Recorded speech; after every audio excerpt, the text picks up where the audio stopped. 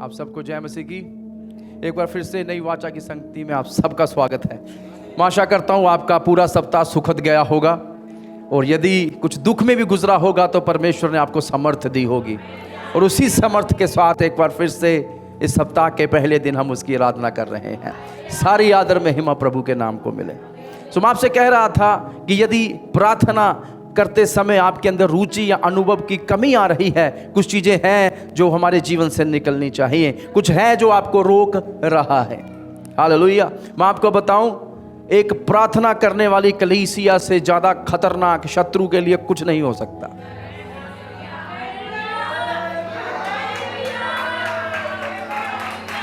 If we are a praying church, यदि हम प्रार्थना करने वाली कलीसिया है, तो मैं आपसे कहना चाहता हूँ, मैं अक्सर कहता भी हूँ, जो लोग घुटनों पर बैठना सीख जाते हैं वो किसी स्थान पे भी खड़े रह सकते हैं। हालेलुया। और जब जब मैंने परमेश्वर के पवित्र वचन, पवित्र शास्त्र बाइबल में कलीसिया को प्रार्थना करते पाया, प्रभु के लोगों को प्रार्थना करते पाया, कुछ महानतम हुआ है। कुछ द्वार खुले हैं, कुछ बंधन टूटे हैं। और इसलिए शत्रु की एक योजना वो ये भी है कि ये प्रार्थना ना करें, क्योंकि यीशु ने कहा था मांगो तो दिया जाएगा, ढूंढोगे पाओगे, खटखटाओगे तुम्हारे लिए खोल दिया जाएगा। यहाँ तक कि प्रभु ने ये भी कहा था, यदि तुम मुझ में बने रहो, मेरा वचन तुम में बना रहे, तो जो कुछ मांगो। हालेलुया।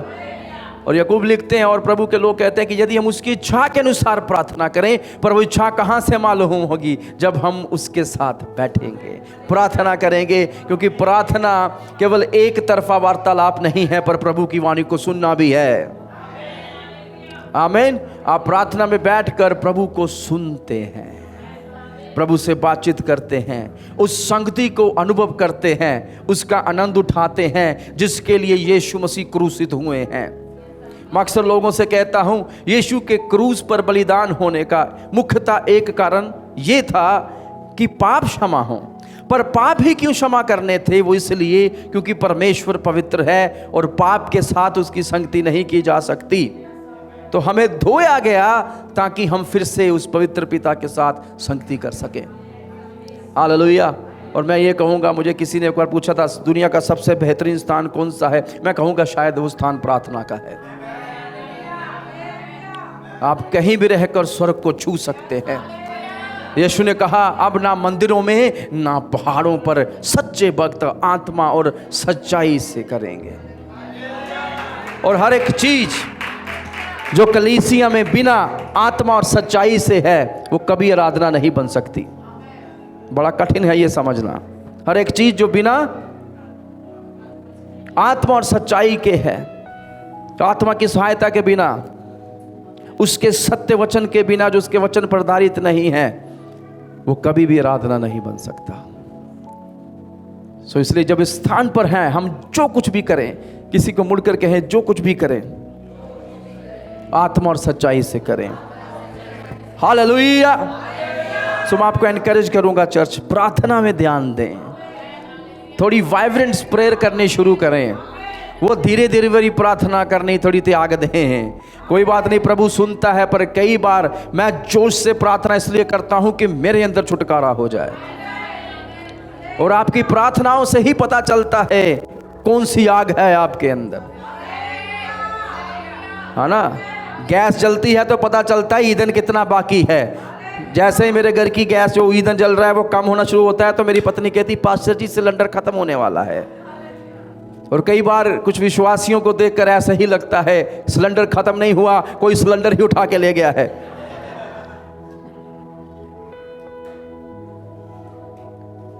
हमारी वो शक्ति, वो ईंधन, वो समर्थ कोई और नहीं, स्वयं पवित्र आत्मा है। पवित्र आत्मा से जुड़ना सीखें, उसकी अधीनता में चलना सीखें, उसकी आग में भरना सीखें। बाइबल कहती है आत्मा से भरो, be filled with the spirit. Hallelujah. और कहाँ कर सकते हैं आप ये? उसकी उपस्थिति में बैठकर। हालेलुया। और हम प्रकाशित वाक्य लगातार सीख रहे हैं, और पिछले कुछ सप्ताह हमने कुछ तथ्यों पर मनन किया था जो प्रभु यीशु मसीह के बलिदान को, उनके गाड़े जाने, मुर्दों में से जी उठने और जीवते स्वर्ग उठाने के ऊपर आधारित था। और आज फिर से मैं प्रकाशित वाक्य को शुरू करना चाहता हूं और हम अपनी अंतिम कलीसिया पर हैं। 7वीं कलीसिया का जो पत्र यीशु मसीह देते हैं, हम उस पर आज मनन करेंगे। कितने लोगों ने 6 कलीसियाओं को सुनकर आशीष पाई है?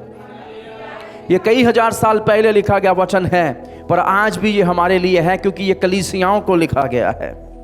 आइए हम देखें पवित्र शास्त्र में से प्रकाशित वाक्य, उसका 3 अध्याय 14 से लेकर 22 आयतों को हम मनन करेंगे।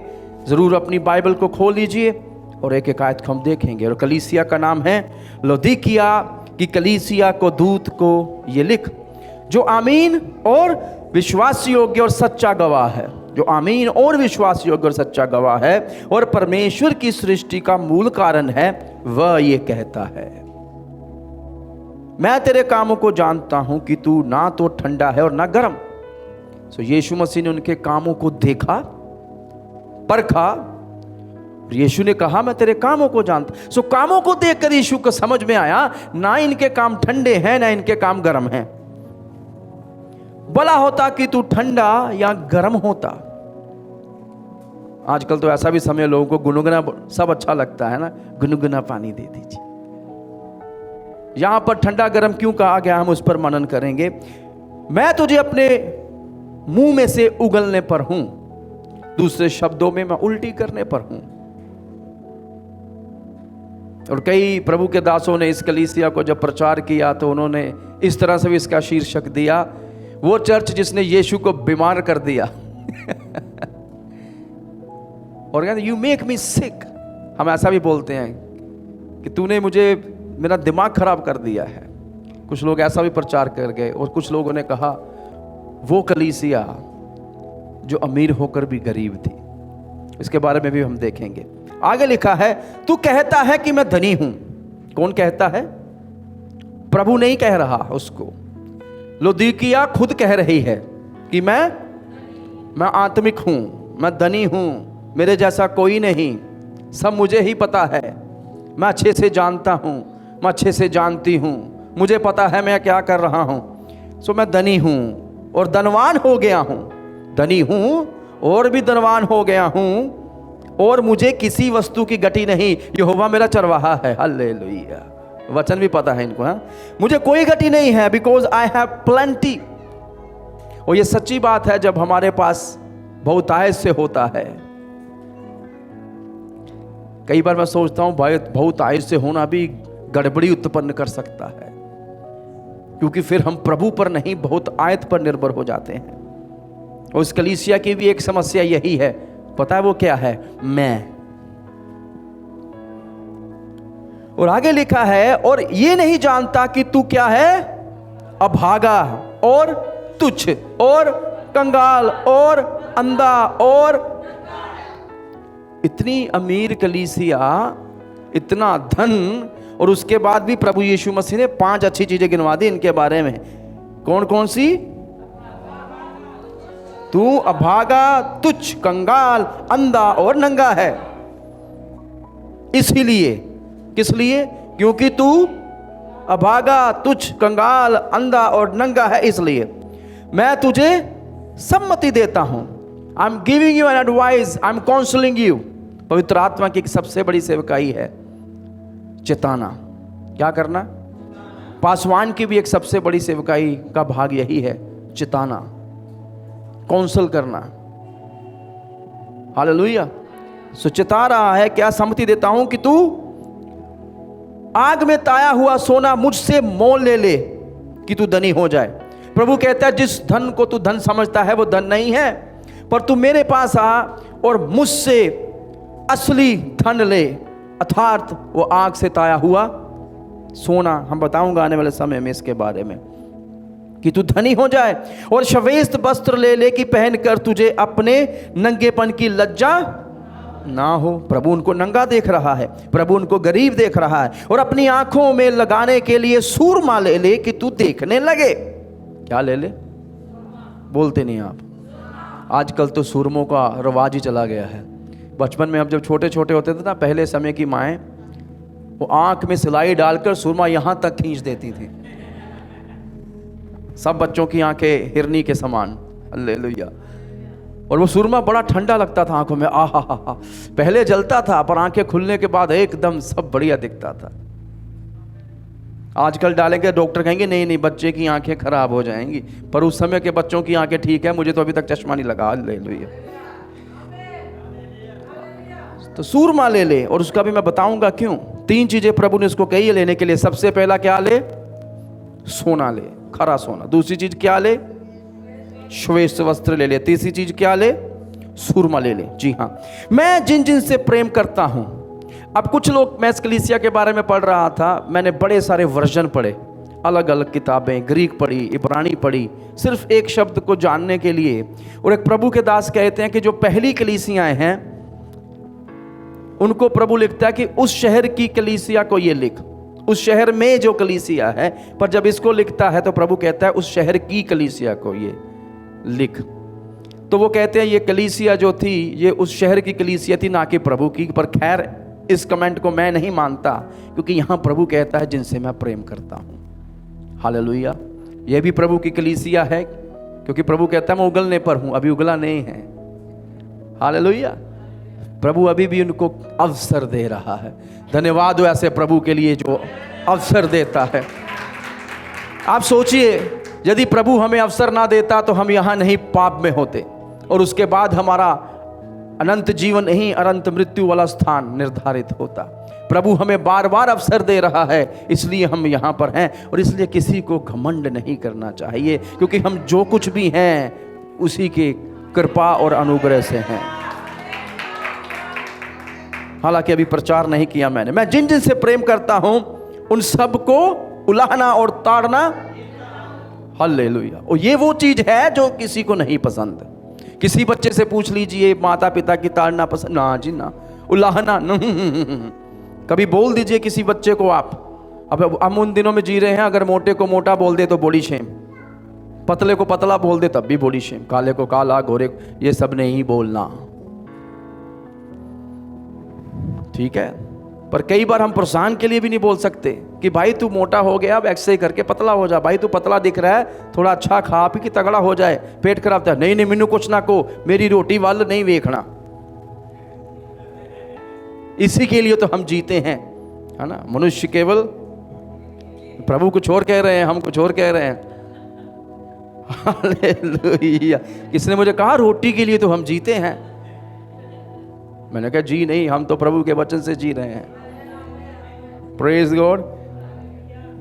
प्रभु कहता है जिनसे मैं प्रेम करता हूं। धन्यवाद, आज भी परमेश्वर प्रेम करता है, पर अपने प्रेम का एक तरीका जिससे वो प्रेम दिखाता है, एक तरीका बोल रहा हूं, अकेला तरीका नहीं, वो ये भी है कि जिनसे वो प्रेम रखता है उनकी ताड़ना करता है। इब्रानियों 13 अध्याय में वो कहता है एक अच्छा पिता वही है जो अपने बच्चों की ताड़ना करे। यदि पिता ताड़ना ना करे तो वो कहता है then you are the children, you are the illegal children, तो तुम कानूनी बच्चे नहीं बने उसके। ऐसा है कोई पड़ोसियों के बच्चे को मारे जाकर? होते हैं कुछ लोग पर असल में आप नहीं कर सकते। पर अपने बच्चों के ऊपर आपका कानूनी हक है। पर कुछ देशों में आप बच्चों को हाथ भी नहीं लगा सकते। यदि वहाँ के जो बच्चों का डिपार्टमेंट है या कानूनी तरीके से पता चल गया, आपसे बच्चे छीन कर वो फोस्टर हाउस में डाल देंगे। पर वो एक अच्छी बात भी है ताकि बच्चों का फ्यूचर सिक्योर किया जाए। भारत शुक्र है हम ऐसे देश में नहीं रहते। हम उस देश में जहाँ बच्चों का कान पकड़ कर सिखा सकते हैं, जिसके कान हो वो सुन ले। इसलिए प्रभु कहते हैं सरगर्म हो, और सरगर्म समझते हैं। प्रभु कहते थोड़े जोश में आ। नई वाचा की संगति, हमारा जोश कहाँ है? फिर प्रभु कहते हैं देख, ये वो आयत है जो सबसे ज्यादा अन्य जातियों को, यहूदियों को, अविश्वासियों को प्रचार की गई है। प्रभु आपके दिल पर खड़ा खटखट, यहां विश्वासियों से कह रहा है प्रभु कि भाई मुझे तो अंदर आने दो, मेरी आराधना कर रहे हो। देख मैं द्वार पर खड़ा खटखटाता हूं, यदि कोई मेरा शब्द सुनकर द्वार खोले, सुनकर द्वार खोले कोई, तो मैं उसके पास भीतर आकर उसके साथ भोजन करूंगा, और वह मेरे साथ जो जय पाए मैं उसे अपने साथ अपने सिंहासन पर बिठाऊंगा, जैसे मैं भी जय पाकर अपने पिता के साथ उसके सिंहासन पर बैठ गया। जिसके कान हो वो सुन ले कि आत्मा कलीसियाओं से क्या कहता है। हालेलुया।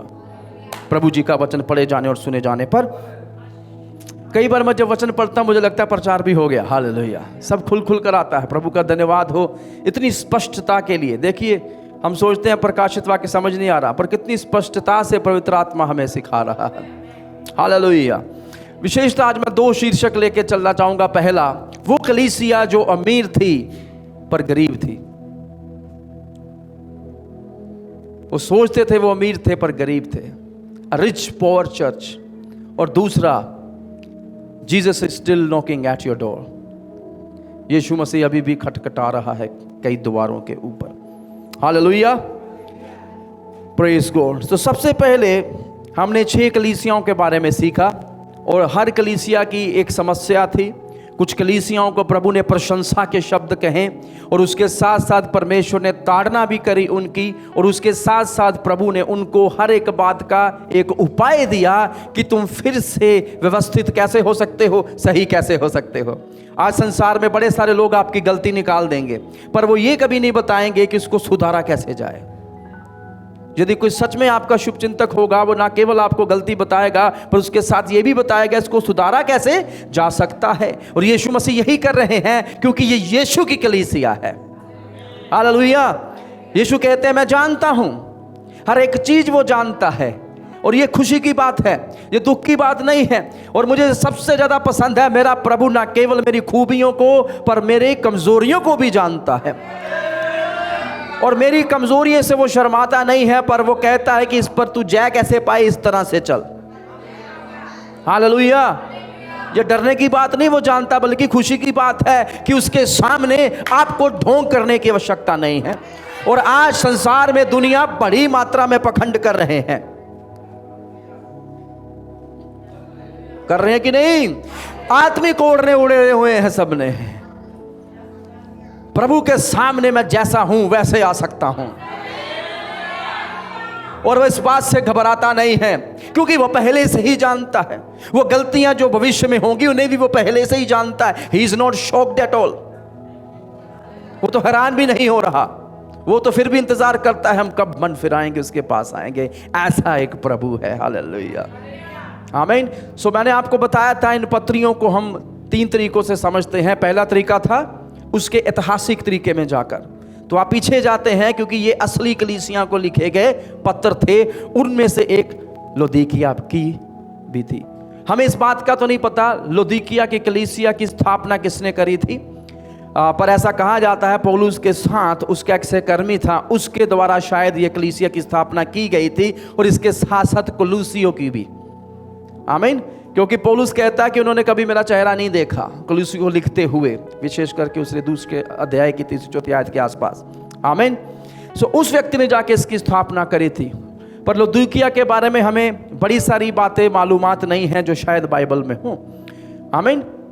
बड़ा कम इसके बारे में पता है, पर इतिहास पढ़े तो हमें बड़ी सारी चीज़ें इसके बारे में समझ आनी शुरू हो जाएंगी, आमीन। सो ये असली कलीसिया थी जिसको ये पत्र लिखा गया था, उनकी असली दिक्कत के लिए निष्कर्ष के साथ कि तू फिर से व्यवस्थित कैसे हो सकता है, तू फिर से आत्मिक कैसे जागृत हो सकता है। यीशु की तो एक ही मनसा है कि हम आत्मिक जागृत हो जाएं, हालेलुया। हम वैसे बने जैसे उसको पसंद आए। और ये पत्र भी एक कलीसिया को लिखा गया है, यीशु की दुल्हन कलीसिया को लिखा गया है जिसको वो लेने आने वाला है, इसलिए ये पत्र हमारे लिए भी है, आमीन। और मैंने आपको बताया था प्रोफेटिकली भी इसको देखा जा सकता है। ये जो पत्र है ये आधुनिक कलीसिया का पत्र है। पिछली कलीसिया का टाइम मैंने आपको बताया था किस साल से लेकर किस साल तक वो चली है, आमीन। सो इस कलीसिया को आप समझ लीजिए लगभग 1700-1800 से लेकर अभी तक का जो समय चल रहा है, modern era, post modern era, ये आधुनिक कलीसिया के ऊपर लागू होता है कि इन समय में क्या हो रहा है। कलीसिया की त्रुटियां आपको इसमें दिख जाएंगी, और अंततः ये व्यक्तिगत रूप से हम अपने आप को जांच सकते हैं कि कहीं मुझे भी ऐसी बीमारी तो नहीं है जो लौदीकिया को थी, और प्रभु क्या सल्यूशन दे रहे हैं, मैं अपने जीवन में लगाकर सही हो जाऊं, हालेलुया। कितने लोग तैयार हैं? किसी को मुड़कर कहे चैन से सोना है तो जाग जाए। वो एक व्यक्ति आता है ना, पहले पहले आता था, अब नहीं आता, चैन से सोना है तो जाग जाएं। ये सही बात है। यदि आपको उचित रीति से विश्राम करना है तो जागते भी रहना है, हैं, पर बाइबल कहती जागने का भी समय, सोने का भी समय है। लुदीकिया के बारे में मैं थोड़ी बात करना चाहता हूं। आमीन, हालेलुया, थैंक यू जीसस। ऐसा कहा जाता है कि जो लुदीकिया की कलीसिया चर्च थी, शहर था, इससे पहले कि हम उस चर्च के बारे में सीखें जो लुदीकिया में है, हमें यह समझना है कि उस शहर की पृष्ठभूमि कैसी थी। और कई बार लोग पूछते हैं कि पास साहब सीधे ही प्रचार क्यों नहीं कर देते? क्योंकि यदि मैं सीधे प्रचार करूंगा तो वचन तो मिल जाएगा, पर जब ये वचन लिखा गया था पवित्र आत्मा के द्वारा, और जब यूहन्ना लिख रहा है, यीशु मसीह जब उसको लिखवा रहे हैं, एक इंटेंट के साथ लिखा गया है। हम उसको बोलते हैं द ऑथर्स इंटेंट। जो लिख रहा है, जो इसका रचयिता है, उसने कुछ सोच कर लिखवाया है। तो यदि हमें पूर्णता से वो समझना है कि वो क्या कह रहा है, जरूरी है कि हम उसकी पृष्ठभूमि में जाकर उसको पढ़ें। पृष्ठभूमि होती है बैकग्राउंड। जब वो लिखा गया था उस समय की अवस्थाएं क्या थी, समय कैसा था, लोग कैसे थे, सभ्याचार कैसा, कल्चर कैसा था, संस्कृति कैसी थी, वो समझने के बाद हमें ऊंची रीति से समझ में आएगा। नहीं तो हम कुछ भी अपने ही मन से प्रचार कर देंगे। पर हम पूरी कोशिश करते हैं हम वही बोलें जो यहाँ पर प्रकट किया गया है, हम वही समझे जो पवित्र आत्मा हमें समझाना चाहता है। ये जो लुदीकिया शहर था वो एंटियोकस II, यदि आप इतिहास पढ़ें यहूदियों का या यूनानियों का, तो आपको ये एंटियोकस मिल जाएंगे। एक शहर का नाम भी एंटियोक था, याद है, अंताकिया। एंटियोकस एक व्यक्ति का नाम है। Antiochus I, Antiochus II, Antiochus III, ऐसे भी नाम ले लिए जाते थे जब आगे ये बनते थे। तो एंटियोकस II ने, एक व्यक्ति है, इस शहर का जो फाउंडेशन है या निर्माण है वो लगभग 253 BC में किया था, ईसा पूर्व 253 ईसा पूर्व, पहले पीछे के समय में यदि आप जाएं। और उसने इस शहर का जो नाम था अपनी बीवी के नाम पर रखा था। बोलो खुदावंद यीशु की जय। इतना प्यार, बीवियों से बहुत प्यार है, प्रेज गॉड, अच्छी बात है। बाइबल कहते भी अपनी पत्नियों से प्रेम करें। एक व्यक्ति को मैं जानता हूं बाइबल में जिसने अपनी पत्नी से इतना प्रेम किया कि प्रभु से प्रेम करना भी छोड़ दिया। उसने फल ला कर दिया, उसने पकड़ के खा भी लिया। उसकी पत्नी का नाम था लियोडाइस, उसके नाम से लुदीकिया इस शहर का नाम रखा गया था। और लुदीकिया जो शहर है ये भी एक बड़े पहाड़ पर बना हुआ एक शहर है, था या है। वैसे यदि अभी इतिहास में आप पढ़े तो इसकी लोकेशन टर्की में पड़ेगी, तुर्की। सारी कलीसियाँ जो हैं वो 7 कलीसियाँ आसपास ही हैं, तुर्की में हैं। कई बचाई जा चुकी है, पर लुदीकिया शहर बिल्कुल नाश हो चुका है इस समय। तो आपको उसकी पुरातन चीज़ें ही मिल पाएंगी। पर क्योंकि ये पहाड़ पर था, प्लातू पर था, उस पहाड़ी पर था, जब चोटी पर था, तो अगेन उसी तरह से इस पर आक्रमण करना बड़ा मुश्किल था। ठीक है। और ये कलीसिया जो थी, कलीसिया, फिर से मेरे मन में कलीसिया ही आता है। ये शहर जो था, ये शहर बड़ा अमीर था। 3 चीज़ों में मैं आपको बताऊंगा। सबसे पहली चीज, इस शहर के पास बड़ा धन था। कहता ना मैं धनी हूं, तो इस शहर के पास क्या है? बहुत सारा धन है। पर धन होने का कारण मैंने आपको बताया था, जब रोमी आए थे, रोमियों ने बड़ी सारी सड़कों का निर्माण किया था। आज भी सड़कें बनाई जाती हैं कि नहीं? हाँ ना, जो सरकार आती है हम सड़कें बनाएंगे, हम सड़कें बनाएं। क्यों बनाएंगे भाई? ताकि यातायात सही हो। यातायात सही होगा तो एक शहर, एक प्रदेश, एक राज्य से दूसरे राज्य तक चीज़ें ले जाने में आसानी होगी। और जब चीज़ें लाने जाने में आसानी होगी तो क्या होगा? व्यापार बढ़ेगा। जब व्यापार बढ़ेगा तो क्या होगा? जहाँ जिस शहर में जो चीज़ें आपकी या शहर की चीज़ें वहाँ बेची जा रही, यहाँ की यहाँ बेची जा रही हैं, तो शहर वृद्धि करेगा, अमीर होगा, पैसे का घुमाव होगा। अब पिछले दिनों में देखिए, जैसे ही युद्ध चल रहा था 2 देशों का आपस में, दुबई पर भी हमला हुआ, वो सारी चीज़ें, तो इफेक्ट पड़ा कि नहीं? क्योंकि पीछे से आना बंद हो गया, यात्रा के साधन रुक गए, समुद्री मार्ग रुक गया, और वो मार्ग रुकने के कारण चीज़ें महंगी होनी। सो इट इफेक्ट्स, सड़कें जो होती हैं, यातायात जो होता है, यात्रा जो इफेक्ट्स करती है और कई चीज़ों की महंगाई को बढ़ा देती है। और उसका कारण भी है, क्योंकि यदि ईंधन महंगा मिलेगा तो ईंधन के द्वारा जो वस्तुएं बनाई जा रही हैं वो भी महंगी हो जाएंगी। और ये समझने वाली बात है। और इन लोगों ने बड़े सारे रूट्स बनाए थे। और ये जो शहर था, ये भी एक बहुत धनी शहर था। उसका कारण यही था कि इनमें से बड़े सारे यात्रा के रास्ते होकर गुजरते थे।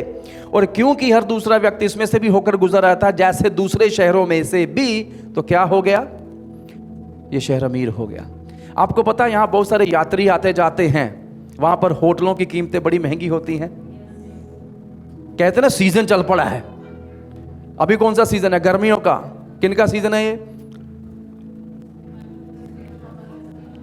एसी का सीजन, पंखों का सीजन, कूलर्स का सीजन। और वो खुश हो जाते हैं लोग, हमारा सीजन आ गया। डॉक्टर तो हर समय खुश रहते हैं, गर्मी आए तब बीमारी, सर्दी आए तब बीमारी, तो उनका तो सीजन लगा ही रहता है। स्कूल्स का सीजन है, फीसें आएंगी, एडमिशन्स होंगी, तो बड़े सारे सीजन्स चलते हैं इस प्रकार से जो हर एक चीज पर निर्भर है। पर यहाँ पर यात्री जाते हैं, यहाँ पर बड़े सारे लोग जाते हैं, वहाँ चीजें महंगी होती हैं। और देखना वहाँ पर छोटे से छोटी दुकान वाला व्यक्ति भी अमीर होगा। आप सोचेंगे मैं अमीर हूँ, 30-40 हज़ार कमाने वाला, वहाँ एक छोटा सा ठेला लगा के बैठा हुआ है, वो 1-2 लाख कमा रहा है महीने का। मारुति 800 में वहां पर गए, वो दुकान बंद कर BMW में वापस जा रहा है, क्योंकि वहां का व्यापार अच्छा है, मार्ग होने के कारण। और ये जो लुधुकिया शहर था, इसके मार्ग अच्छे होने के कारण बड़े सारे यात्री यहाँ आया जाया करते थे और ये अमीर होता गया। इसके पास अपनी वेल्थ थी। और आपको पता है कैसा समय आया, मेरा ख्याल है 61 AD में ये शहर भूकंप के कारण ध्वस्त हो गया, जैसे एक दूसरा शहर भी ध्वस्त हुआ था, मैंने आपको बताया था। और इनको उस समय का जो शासक था, उसने, यूनानी शासक, मदद भेजी। कहते हमें नहीं चाहिए तुम्हारी मदद, मेरे ख्याल से नैरो था, तो उसने मदद भेजी और उन्होंने मदद नहीं ली। क्यों नहीं ली? कि हमारे पास इतना धन है, हम अपने शहर का निर्माण खुद करेंगे। और इन्होंने अपने शहर का निर्माण खुद कर भी लिया, इतना धन था। दे वर सेल्फ सफिशिएंट। मैं चाहता हूं आयतों को भी याद करिए साथ में। तू धनी है, मेरे से वस्त्र ले, तू गरीब असल में, सोना ले, वस्त्र ले और आंखों पे लगाने वाला सूरमा ले। ये 3 चीजों को याद रख के चलना तो ज्यादा समझ में आए। दूसरी चीज जिसमें ये शहर बड़ा अच्छा था, वो पता क्या था? यहां पर काली ऊन बनाई जाती थी, सूत के कपड़े मेरे ख्याल से यहां पर मिलता था, सबसे सुनहरी, और कपड़े बनाए जाते थे और उसका निर्यात हर जगह किया जाता था। तो अगेन, क्योंकि निर्यात हो रहा है तो बढ़िया, पर इसके लिए भी ये शहर जाना जाता था। पर यीशु कहते तो नंगा है कपड़ा होने के बाद भी, तेरे पास सुनहरी वस्त्र तो है, काला काला सन बनाया जाता था यहाँ पर। तीसरी चीज जिसमें यह शहर बहुत अच्छा था, इन्होंने एक दवाई बना ली थी, और वो दवाई आंखों की दवाई थी, और वो सारे यूनान में बेची जाती थी। आप लेक पर आकर आंखों पे लगा लें और आंखें ठीक हो जाया करती थी। कितनों को समझ आ रहा है? तो ये इन 3 चीजों में ये शहर बहुत अच्छा था। पर इस शहर की एक बहुत बड़ी समस्या थी, पता वो क्या थी? इनके पास अपना कोई भी जलकुंड नहीं था। जलकुंड समझते हैं ना, पुराने समय में थोड़ी था कि मोटर लगा ली, नीचे से पानी, कुएं होते थे। पहाड़ी पर कौन सा कुआं खोद लेंगे?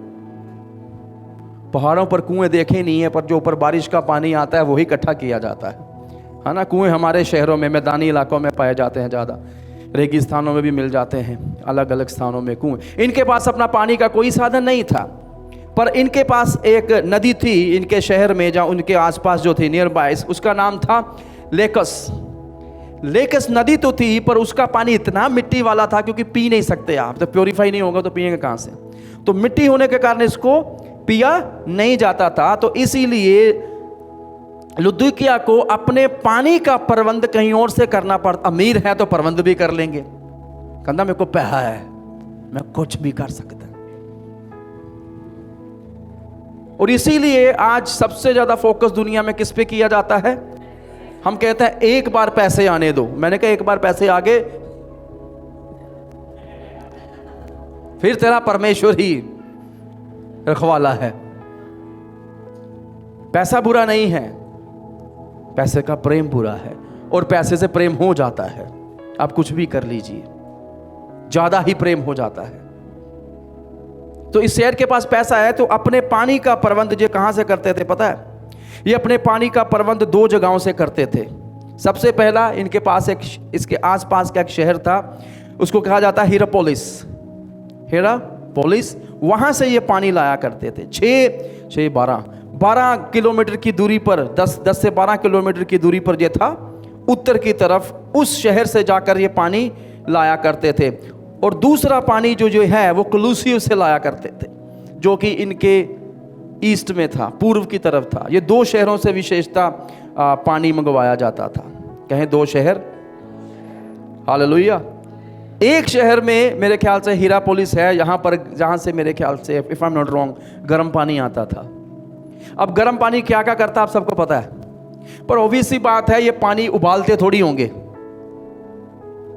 समझ आ रही किसी को?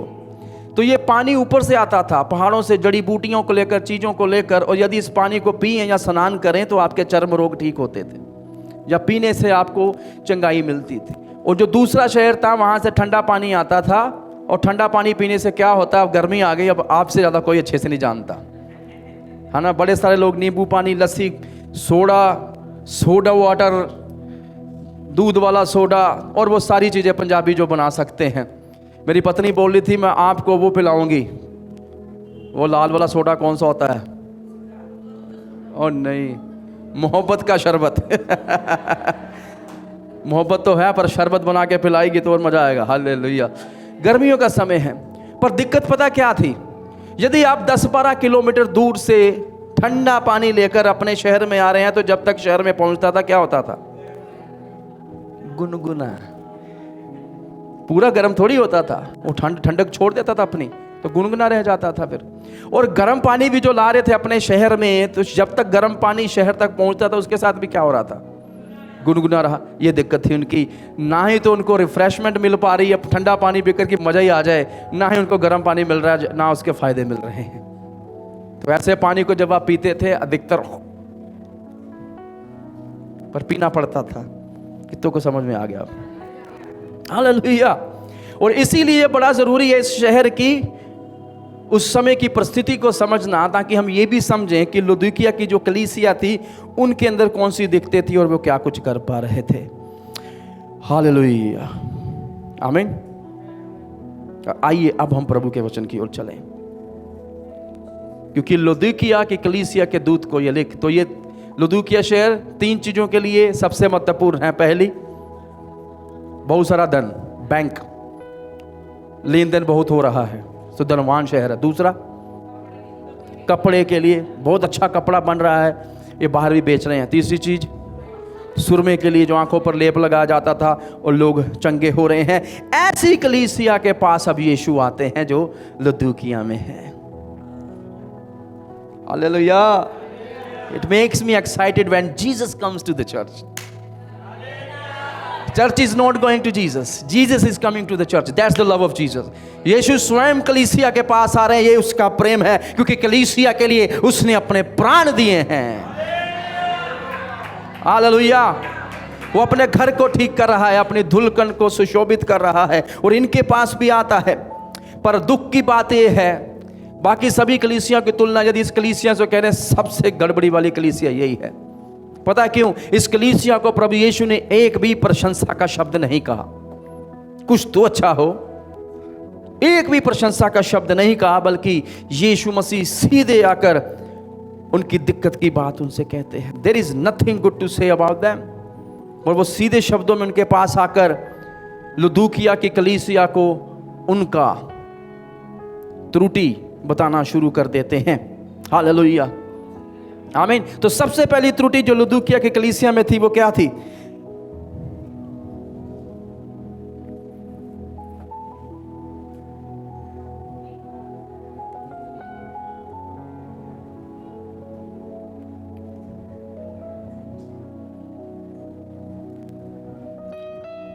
उसकी जो 14 आयत है यीशु मसीह के बारे में, उसको मैं थोड़ी देर में आपके साथ बांटूंगा।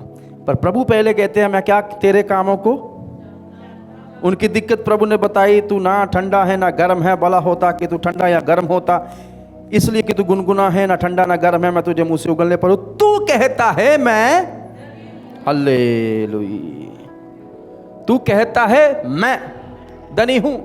तो सबसे पहली इनकी दिक्कत थी वो यही थी, द प्रॉब्लम ऑफ कंट्रोल, नियंत्रण। मैं धनी हूं, मुझे किसी की आवश्यकता नहीं है। ऐसे लोगों को आप जब वो धनी नहीं थे ना, उनको सबकी आवश्यकता थी। वो आपके घरों में आते थे, आपके साथ खाते पीते थे, उठते बैठते थे, आप उनकी मदद करते थे, वो आपकी मदद करते थे। जब उनके पास धन आया, जय मसीह की, अब मुझे ना रिश्तेदारों की आवश्यकता है, ना मित्रों की आवश्यकता है, यहाँ तक कि आपस में भी लड़ देते हैं पति पत्नी, हमें एक दूसरे की भी आवश्यकता नहीं है, क्योंकि हमारे पास धन है। और कई बार धन ऐसा करता है, आप एग्री करेंगे, सहमत हैं इस बात से कि नहीं? कि नहीं हुआ जी ऐसा? जी होता है ऐसा। आजकल कुछ रील्स भी चल रही हैं, क्या कहा जाता है, एक आदमी की इज्जत तब तक ही होती है जब तक वो धन लेके आ रहा है। पत्नी भी उसकी इज्जत तभी करेगी, बच्चे भी, माता पिता भी। धन ना लेकर आए, कहे कामदानी, निकम्मा, काम नहीं करता, हमारी जरूरतें नहीं पूरी कर रहा। तो यहां तो वो पैसा कमा के धन लेकर आए, जरूरतें पूरी करे, और फिर ये भी कंप्लेन, हमारे साथ समय नहीं बिताता, प्राथमिकता नहीं देता, मेरी जरूरतें वो भी पूरी नहीं हो रही। तो जहां वो बाहर जाकर धन कमाए, जहां आपकी जरूरतें पूरी कर ले। और कई औरतों के साथ भी ऐसा होता है, जो धन कमाने वाले, आपके घर में इज्जत तभी तक आपकी है जब तक आप भी धन कमा रहे। और कई बार ऐसा होता है, कहा जाता है पति का पैसा सबका, पत्नी का पैसा अकेली पत्नी का।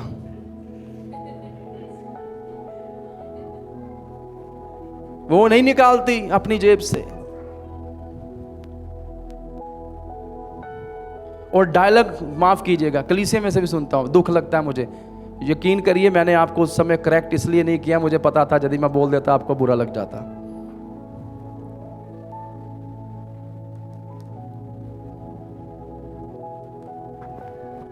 होता है कि नहीं? बाइबल कहती है, और उसके बाद स्वर्ग में सन्नाटा छा गया। अभी तो प्रचार शुरू भी नहीं हुआ। हालेलुया। हमें एक बात समझना है, कलीसिया किसके लिए है और किसने बनाई है, किसने स्थापित करी है। We must understand why the church exist. Church के होने का महत्व या अस्तित्व क्या है। कलीसिया इसलिए अस्तित्व में नहीं है कि कुछ लोगों को वो प्रसिद्ध बना दे। कई लोगों को कलीसिया का प्लेटफॉर्म लगता है, मैं उस कलीसिया से जुड़ जाऊं, वहां चला जाऊं, बड़ी कलीसिया, छोटी कलीसिया, बड़े पादरी साहब, छोटे पादरी साहब, उनके साथ जुड़ जाऊं तो मैं भी प्रसिद्ध हो जाऊंगा। पर लोगों को प्रमोट करने के लिए कलीसिया नहीं बनाई गई। ये कोई संस्था नहीं है जहां पर उपाय और एजेंडाज दिए जाएं। हालांकि उसकी आवश्यकता होती है, पर सबसे ऊपरी ये है कि यीशु मसीह के नाम को महिमा मिले। ये वो स्थान नहीं है जो कोई व्यक्ति के द्वारा नियंत्रित किया जाना चाहिए। ये हमारी कलीसिया नहीं है, ये उसकी कलीसिया है। और आज मैं अक्सर बोलता हूं, बड़े सारे प्रभु के दासों, पासवानों की सबसे बड़ी दिक्कत पता क्या है? सबसे बड़ा पाप, सबसे बड़ा रोग जो लग चुका है वो यही है, हम यीशु की दुल्हन को अपनी बताई जा रहे हैं, किसी और की दुल्हन को अपना कह सकते हैं? नहीं। कानूनी भी सही नहीं है, आत्मिक रूप से भी सही नहीं है, सांस्कृतिक रूप से भी सही नहीं है। और कलीसिया यीशु मसीह की दुल्हन है। Don't you dare to say that church is yours. आपकी कलीसिया नहीं है, मैं नहीं कहता, मुझे पूछता आपकी कलीसिया मेरी है ही नहीं, मैं खुद कलीसिया हूं, उसका भाग हूं। उस कलीसिया में जो यीशु की है, वहां पर यीशु ने मुझे अपनी सेवा के लिए रखा है। हम सेवक हैं। हम कब भूल गए? हम मालिक नहीं हैं, हम नौकर हैं। वो तो तेरे को पूंछ नहीं सरी बनाएगा, पूंछ नहीं सरी बनाएगा। तो यदि पूंछ बना भी दे तो क्या वो प्रभु नहीं?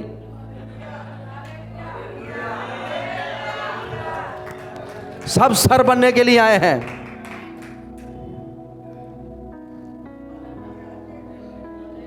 नहीं समझ आ रहा? सब सर बनने के लिए आए हैं, सब ऊंचा उठने के लिए आए हैं, कोई नीचे नहीं बैठना चाहता। सब अभिषिक्त बनने के लिए आए हैं, सेवा के लिए कोई नहीं आया है। सब प्रसिद्ध होने के लिए आए हैं, अपने आप को गवाने के लिए कोई नहीं आया। यीशु ने कहा था, जो मेरे पास आना चाहे अपने आप को गवाए पहले। यू वाना बी फाउंड, ये सेड, तू चाहता मैं तुझे ढूंढूं, पहले तू गुम हो।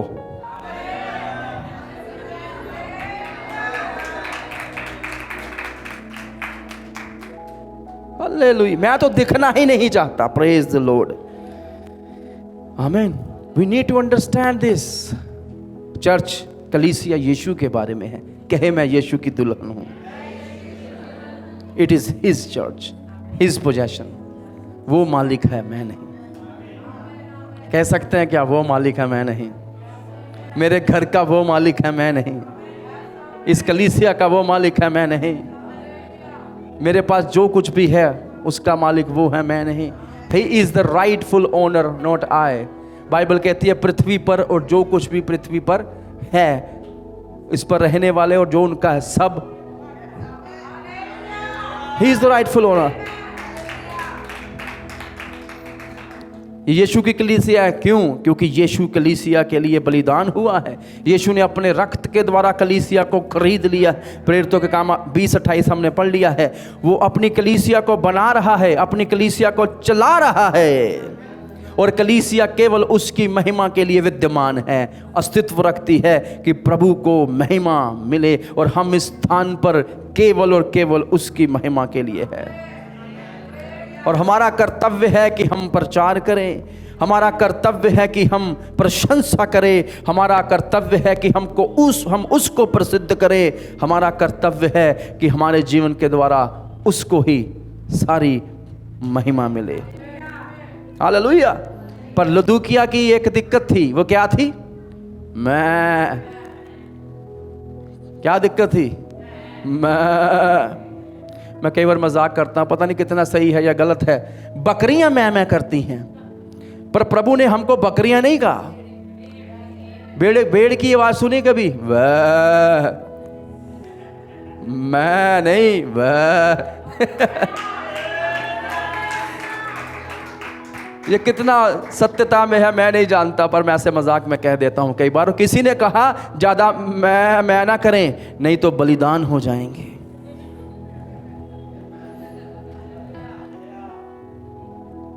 हालेलुया। सो ये कलीसिया वो कलीसिया थी, मैं केंद्रित कलीसिया।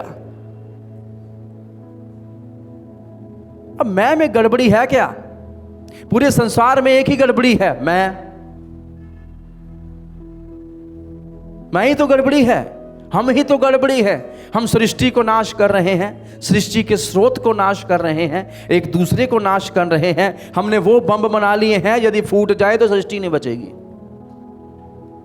किसके लिए बनाए हैं? कभी लड़ाई होगी तो देख लेंगे। क्या देख लेंगे? आप उन पर बम छोड़ेंगे, वो आप पर बम छोड़ेंगे, हमारे जैसे ऐसे ही। किसके लिए लड़ रहे हैं? कौन सिखा रहा है आपको लड़ना?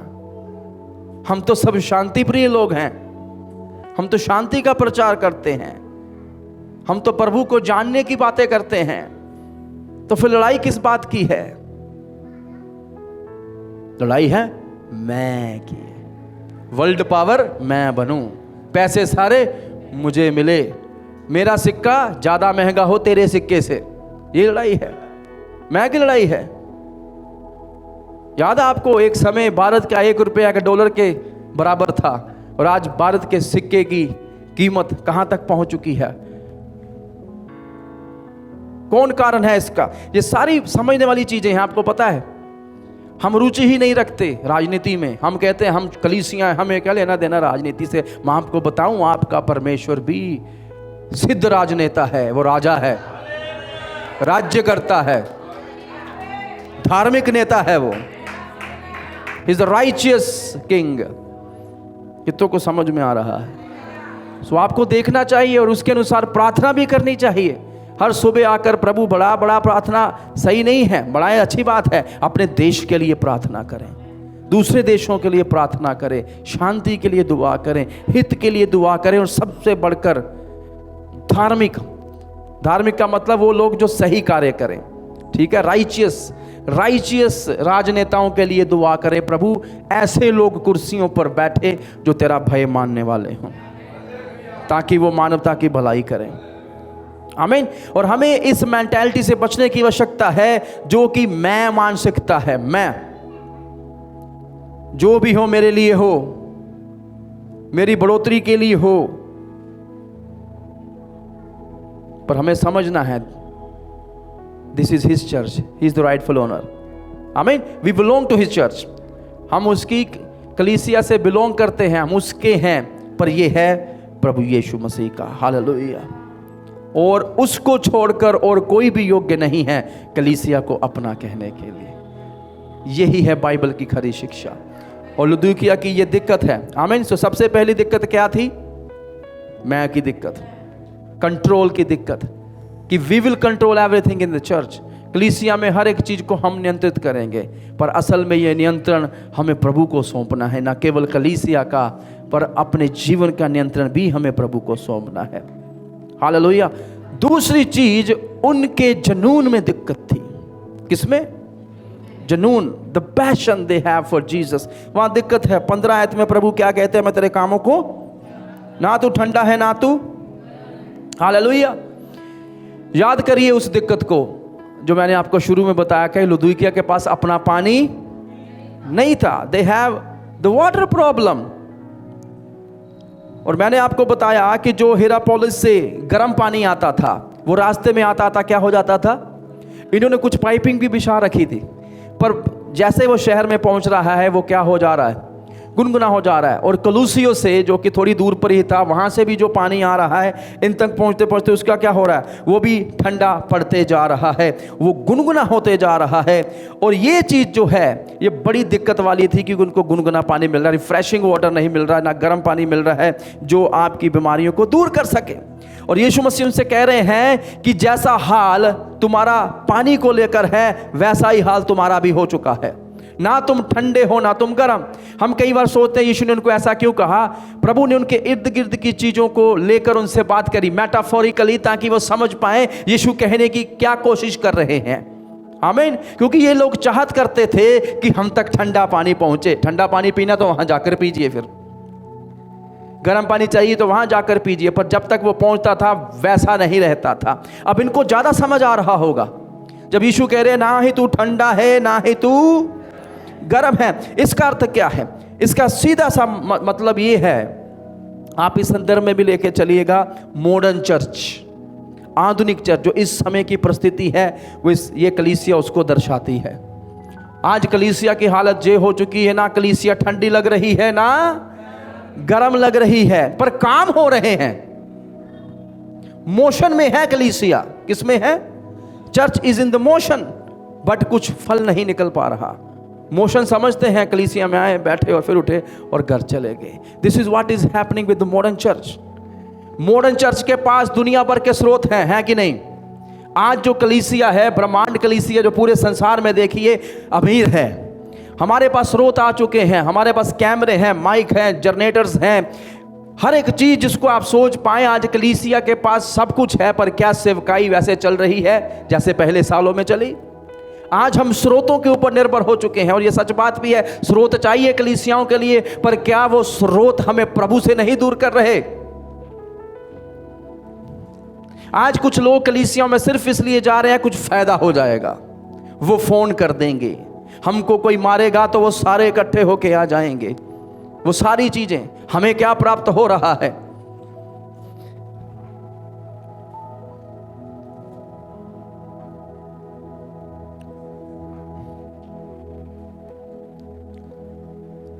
इस कलीसिया की भी यही दिक्कत थी। लोग आ तो रहे हैं, पर ना ही वो ठंडे हैं ना ही वो गर्म हैं। अर्थात कलीसिया में आकर ना ही उनको चंगाई मिल रही है ना ही ताजगी मिल रही है। हालेलुया। ये सबसे बड़ी दिक्कत है आज आधुनिक चर्च की। मैं आपसे पूछना चाहता हूं, जब लोग यहां पर आएंगे जो बीमार हैं आत्मिक रूप से, क्या वो चंगे होकर जाएंगे कि नहीं?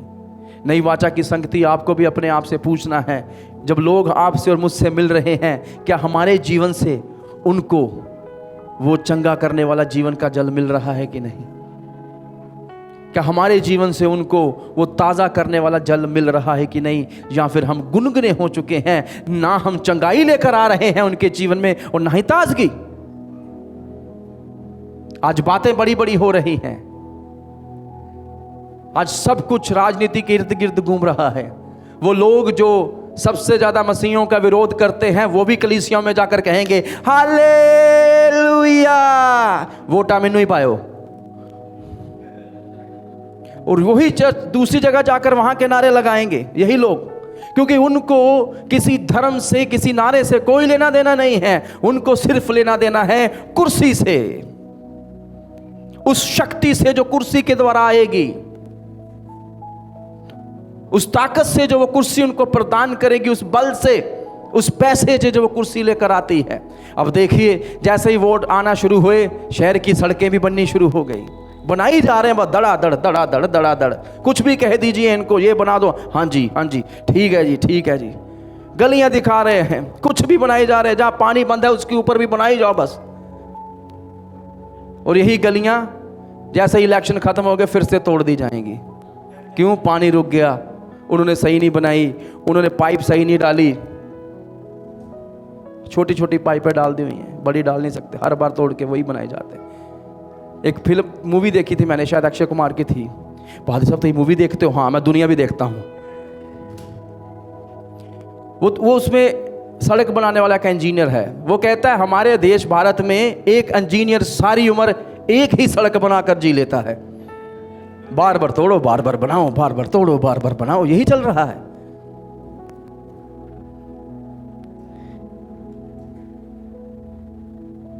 You understand that? मैं यही पूछना चाहता हूं कलीसिया से, जब लोग आपसे मिलते हैं क्या उनको वो चंगाई के वचन मिलते हैं? जब लोग आपसे मिलते हैं तो उनको क्या वो स्वर्गीय ताजगी मिलती है आपके जीवन के द्वारा? या इस कलीसिया में आकर वो खरा वचन पाते हैं कि नहीं? हमें इस बात को देखना, आज मॉडर्न चर्च के साथ यही हो रहा है। We have everything but still we are lacking. हम फिर भी बड़ी सारी चीज़ों की घटी में हैं, बहुत सारी चीज़ों की घटी में हैं। Hallelujah hallelujah. और मैंने कहा तो उनकी दिक्कत थी क्या? उनका जुनून। क्यों? क्योंकि आज की आधुनिक कलीसिया डिसेप्शन दे रही है लोगों को कि जिंदगी वहां पर है, जीवन का जल वहां पर है, वहां पर जाकर मिलेगा। और मैंने कहा था church is going through motions but they are not going through passion. वो जो पहले प्रचारक, पहली कलीसियां थी, उनके अंदर जोश था प्रभु के लिए। उनको कोई देख रहा है या नहीं देख रहा, इस बात की दिक्कत नहीं थी, पर वो जुनून के साथ प्रभु का प्रचार करते थे।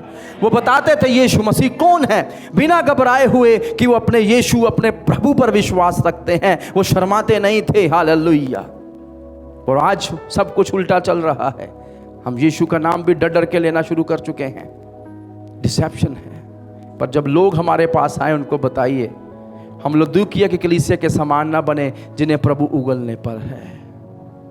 ना ही ठंडे ना ही, या तो ठंडे हो जाइए, दूसरों के जीवन में ताजगी लेकर आइए, या गर्म हो जाइए, दूसरों के जीवन में चंगाई को लेकर आइए।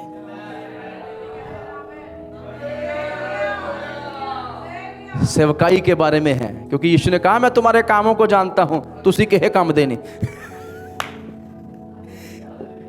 This is what it is. Jesus said, I know your deeds, which are no deeds at all. मैं तुम्हारे काम को जानता हूं, तुम किसी काम के नहीं हो।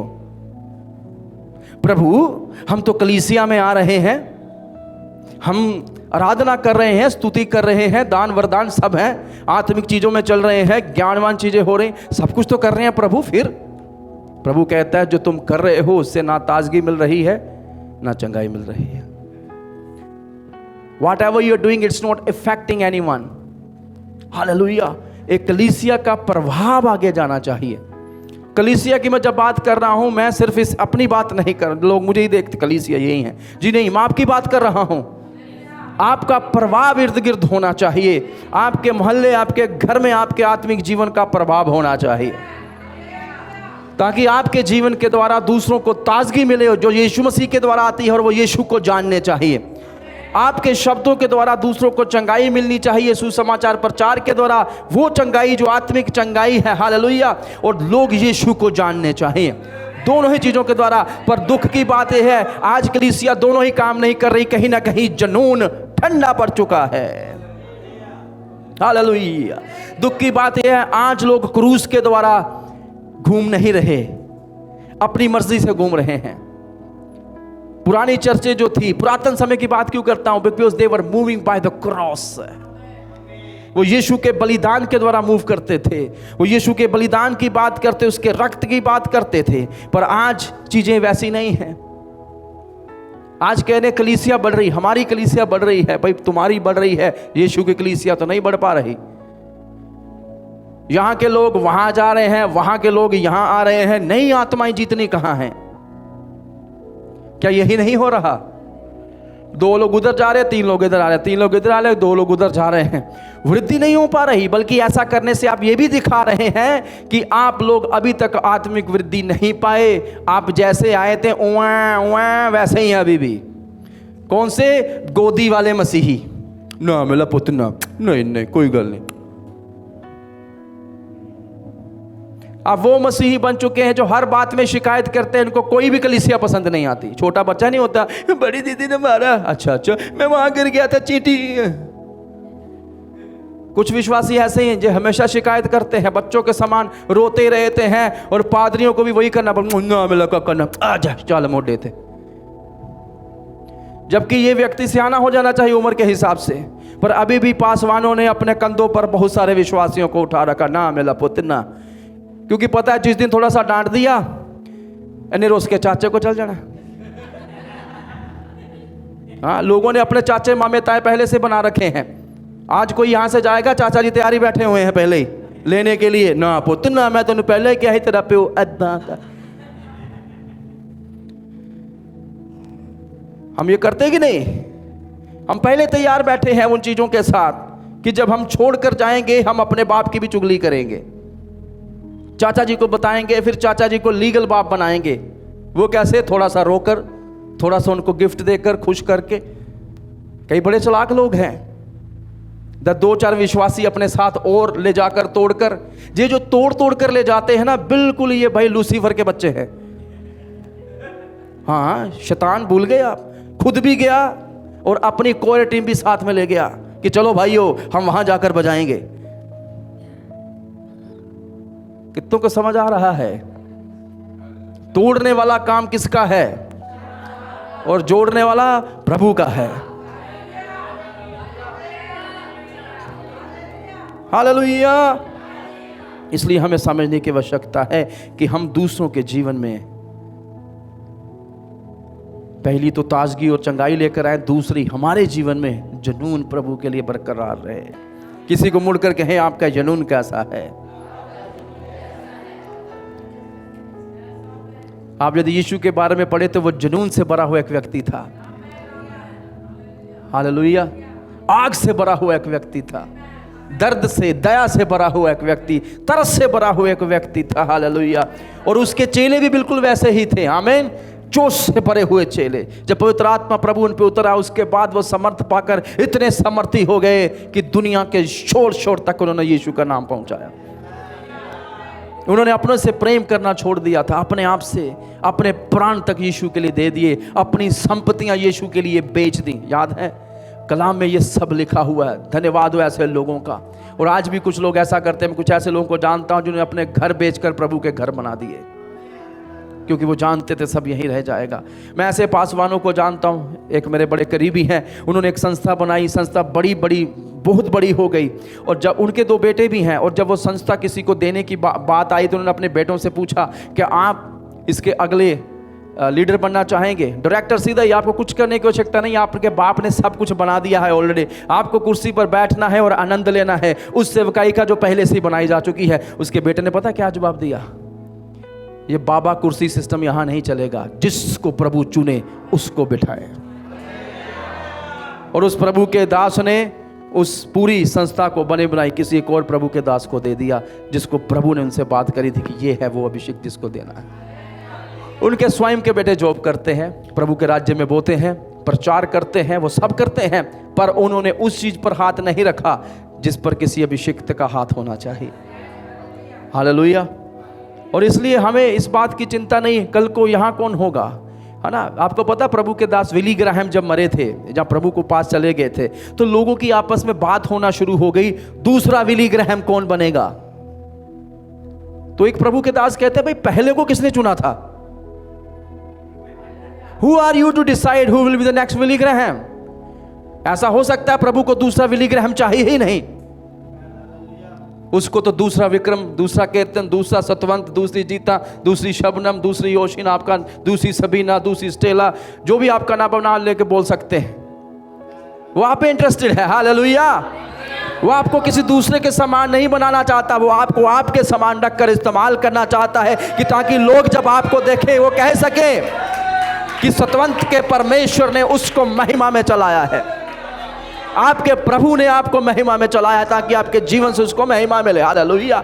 सो इस बात में मत रहिए अगला पास्टर कौन होगा, वही जिसको पहले खड़ा किया था वो खुद स्वयं डिसाइड करेगा who will be the next one. Hallelujah. मैं अपने बच्चों की ओर नहीं देखता कि आगे आकर वो खड़े हो, प्रभु की सेवा करें, प्रभु में बढ़े, प्रभु से प्रेम करें, उसके लिए गीत गाएं, जो वो चाहता है वो करें, पर यदि सेवकाई के लिए बुलाए नहीं गए, they will not be the next. Hallelujah. अब यही हो रहा है, सिखाया जा रहा है पहले से ही, बच्चों प्रमोट किया जा रहा है। मैंने ये भी देखा है, मेरी पत्नी मुझसे कहती है, ठीक है ये आपसी वार्तालाप है, मैं सिखाने के लिए कहता हूं कि आप अपने बच्चों को प्रमोट नहीं करते। मैंने कहा मेरे बच्चों को खुदा प्रमोट करेगा। यदि वो अभिषेक उन पर है, वो अभिषेक उनको प्रमोट करेगा। यदि वो ज्ञान उन पर है, वो प्रमोट करेगा। जो वरदान पर पवित्र आत्मा ने उनको दिया वो प्रमोट करेंगे। मैं नहीं करूंगा, क्योंकि मैं दूसरे पादरियों की तरह नहीं हूं कि अपने बच्चों को सबसे आगे खड़ा करके रखूं, क्योंकि मेरे बच्चे हैं, they deserve it. Not like that. प्रभु के घर में सब डिजर्विंग हैं।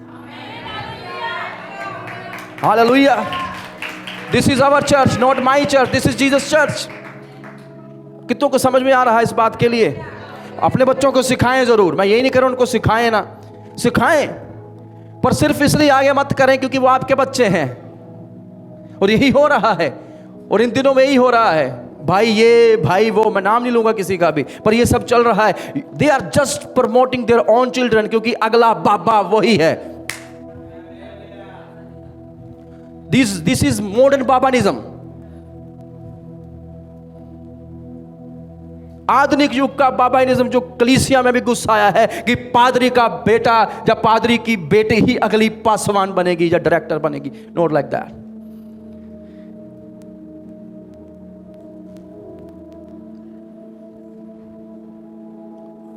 कितनों को समझ में आया? हालेलुया। ये ऐसा होना भी नहीं चाहिए। कोई दुकान थोड़ी खोली है कि पहले दादाजी दुकान करते थे किराने की, अब उनका बेटा, फिर आगे उनका बेटा। किसने कहा डॉक्टर के बच्चे डॉक्टर बने तो पादरी के पादरी क्यों नहीं बन सकते? जी बन सकते हैं, परमेश्वर बनाता है,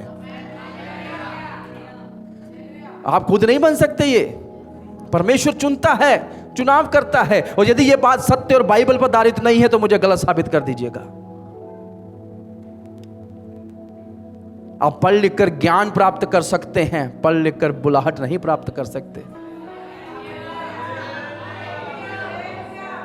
एजुकेशन के हिसाब से तो पतरस चरवाहा था, पर बुलाहट के हिसाब से अपोस्तल था। Praise God, you never know. Hallelujah. चलिए हम आगे बढ़ते हैं। खुदावन आपको आशीष दे। उनके अंदर जुनून की कमी थी। किसी को कहें थोड़ा जुनून रखें। इसलिए शुरू में जब मैंने आपसे कहा प्रार्थना करें, आपकी प्रार्थना में जुनून की कमी है। We need some vibrant Christians with vibrant faith praying some vibrant prayers. हमें कुछ जुनूनी मसीहियों की आवश्यकता है जो जुनूनी प्रार्थना करें, जुनूनी विश्वास के साथ, जो जरीहों की दीवारों को गिरा दें। हालेलुया। एक व्यक्ति ने कहा मेरे जीवन में पाप है, प्रभु नहीं सुनेगा। प्रभु सुनेगा तो मुंह तो खोल। हालेलुया। मैं कमजोर हूं, मेरी प्रार्थना में उतनी शक्ति नहीं है। प्रार्थना कर तो शक्ति मिलेगी। Don't make excuses. ये शैतान की आवाजें हैं जो आपके कान में आकर कहेगी नहीं हो सकता, नहीं कर पाएगा तू, तेरी नहीं सुनी जाएगी। दूसरे तथ्य की जांच कर। कैसे पानी दो भाग हो सकता है? कैसे ऊपर से मन्ना बरसेगा? कैसे वो कोया तेरे लिए रोटी लेकर आएगा? कैसे कैसे? बाइबल हमें प्रूफ देती है इन सब बातों का। हुआ था उनके लिए जो परमेश्वर की ओर देखते थे, जो परमेश्वर को पुकारते थे, जो उसके द्वारा चुने गए थे। Hallelujah. Now you ask me, आप मेरे जीवन को जानते हैं, मैं कैसे जीता हूं, सब चीजें, मैं तथ्यों को भी देखता हूं। पर मेरी बात, एक बात सच मानिएगा, मैं मेरी पत्नी को कह रहा था पिछले दिनों में, परमेश्वर कोयों को भेज रहा है। और यकीन मानिए मेरे पास एक नहीं आया, 10 आ रहे हैं। हालेलुया। जब कुछ दरवाजे बंद होते हैं, परमेश्वर 50 खोलता है उनके लिए जो उसकी ओर देखते हैं। Hallelujah. The Lord showed me the way. मैं प्रभु से पूछ रहा हूं कैसे होगा, परमेश्वर ने मुझे दिखाया सतवंत ऐसे होगा। और घर बैठे ही परमेश्वर कोयों को भेज रहा है, ये मैंने भेज दिया, ले इससे खा और मेरी सेवा कर। Hallelujah, this is what my God can do. तथ्य सही हैं, डॉक्टर कहेगा ऐसे नहीं होगा, पर यू प्रे अबाउट इट। आमीन। अब प्रार्थना करनी ना दे आगे। हो सकता है आप अपनी चंगाई के या छुटकारे के बेहतरीन करीब हो, होने ही वाला था, पर तभी शत्रु ने आपके कान में आकर कहा नहीं होगा, वापिस चला जा, और आपका विश्वास कम हुआ और आप पीछे मुड़ गए। और ऐसा बहुतों के साथ हो रहा है। वो नहीं चाहता हम विश्वास में चलें, हमें विश्वास में चलना है। इसलिए अपने अंदर क्या रखना है? जनून, the passion. Hallelujah. You need some, किसी मुड़ करके आपको जनून की आवश्यकता है।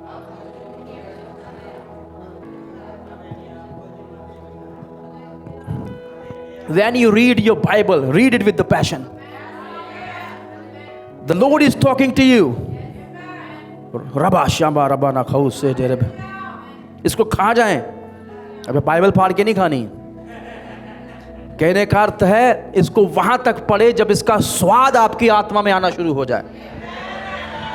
रोटी खाते हैं ना मुंह में, जब घूमती है, चू करते हैं तो स्वाद आना शुरू, हाँ हाँ हाँ स्वाद आ रहा, और स्वाद आ रहा है, तो हम और खाते हैं, और स्वाद आ रहा तो और खाते हैं। बाइबल के साथ भी ऐसा। मुझे किसी ने बताया कब तक पढ़ना चाहिए, मैंने कहा जब तक स्वाद ना आए और जब तक स्वाद आता रहे पढ़े इसे। प्रार्थना कब तक करनी है? जब तक स्वाद ना आए। और कब तक करनी है? जब तक स्वाद आता रहे। Hallelujah. That's how you eat in God. आत्मा में होकर आप फिर प्रफुल्लित हो जाते हैं। आमीन। शैतान को अपने आप को बेवकूफ ना बनाने दे। वो जानता है कलीसिया की प्रार्थनाएं उनका प्रभु सुन रहा है। किसी को मुड़कर कहें वो आपकी सुनता है।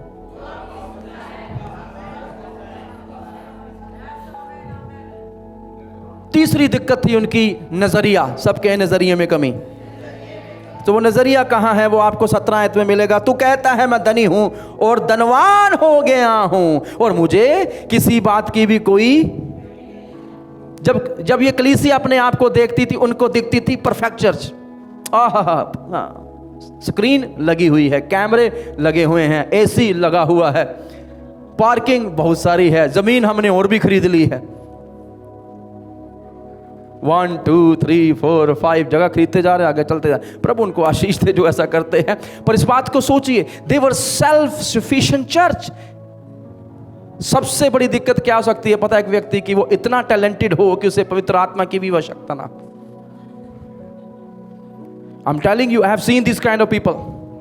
वो इतने टैलेंटेड है प्रचार करने में, आराधना करने में, उनको प्रभु की आवश्यकता नहीं है, इसलिए लगे हुए हैं और अंत तक लगे रहेंगे लोग। क्या आपको पता है पाप करने के बाद भी आपके वरदान काम करने लगते हैं? ये रुकते नहीं हैं, बिकॉज देयर आर गिफ्ट्स। ये काम करते रहेंगे, पवित्र आत्मा काम करे या ना करे। विडंबना है ये बहुत बड़ी। परसेप्शन उनके बारे, खुद के बारे में नजरिया, दृश्य उनका ये था, हमें किसी चीज की घटी। और असल में ये यही कह रहे हैं, the Lord has blessed us. प्रभु ने बड़ी बरकत दी है, बहुत बरकत दी प्रभु ने। और प्रभु बाहर खड़ा हुआ है। भाई कौन सी बरकतें?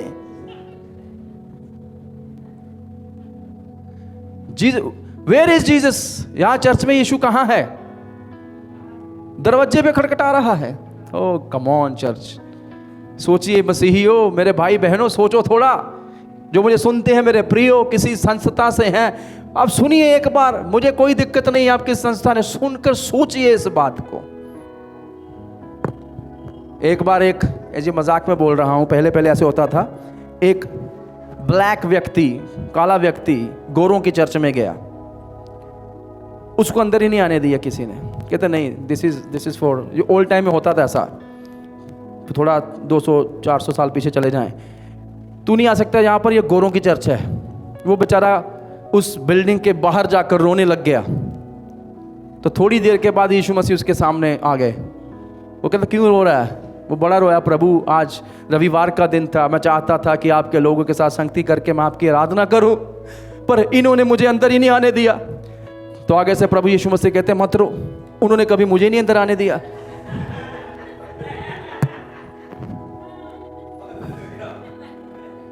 उन्होंने कभी मुझे भी नहीं अंदर आने दिया, तो तू क्यों रो रहा है? लुदूकिया की कलीसिया का हाल कई कलीसियाओं का हो चुका है। देयर इज मोशंस, बहुत बड़ी सेवकाई चल रही है, 5-5 कीबोर्डिस्ट, 4-4 गिटारिस्ट, 100 लोग मिलकर गा रहे हैं यीशु मसीह की जय, पर यीशु वहां पर है ही नहीं। उनकी दिक्कत यही थी, we have everything, we have all the possession what we need, पर फिर भी उनके अंदर कमी थी।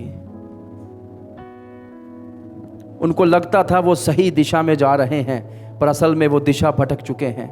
उनको लगता था वो प्रभु को प्रसन्न करने वाली बातें कर रहे हैं, पर असल में यीशु उनसे अप्रसन्न था, इसीलिए यीशु ने उनको एक भी प्रशंसा की बात नहीं कही। Now this is the modern church, this is today's church prophetically. We have everything, but still we are lacking.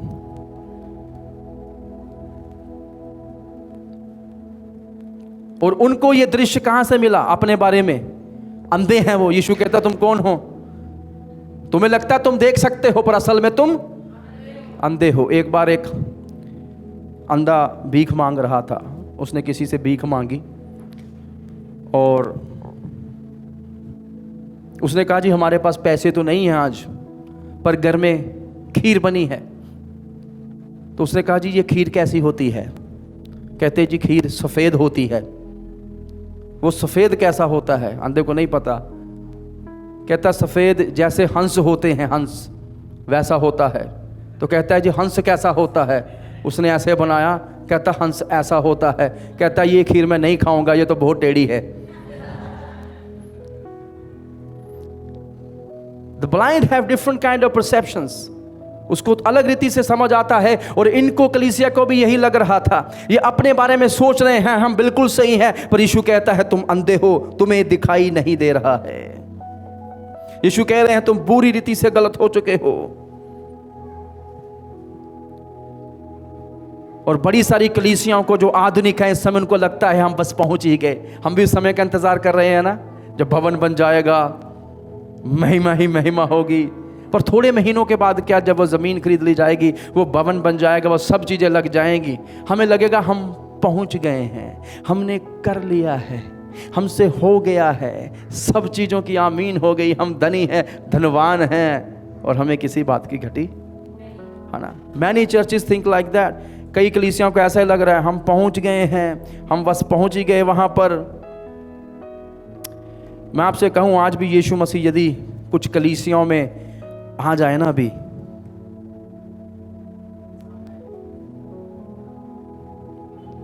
तो लोग कहेंगे यीशु मसीह हमने सब कर लिया है, अब हमें किसी चीज की भी घटी नहीं है। और मेरी प्रार्थना है पर ऐसा हमारे साथ ना हो। हमें सदा याद रखना है हमें प्रभु यीशु मसीह की आवश्यकता है। हालेलुया। कितनों को समझ में आया? सो कलीसिया की 3 दिक्कतें मैंने आपको गिनवाई। सबसे पहली दिक्कत क्या दिक्कत है? मैं दिक्कत, जो नियंत्रण है वो कहते हमारा है, प्रभु करें। दूसरी दिक्कत क्या है?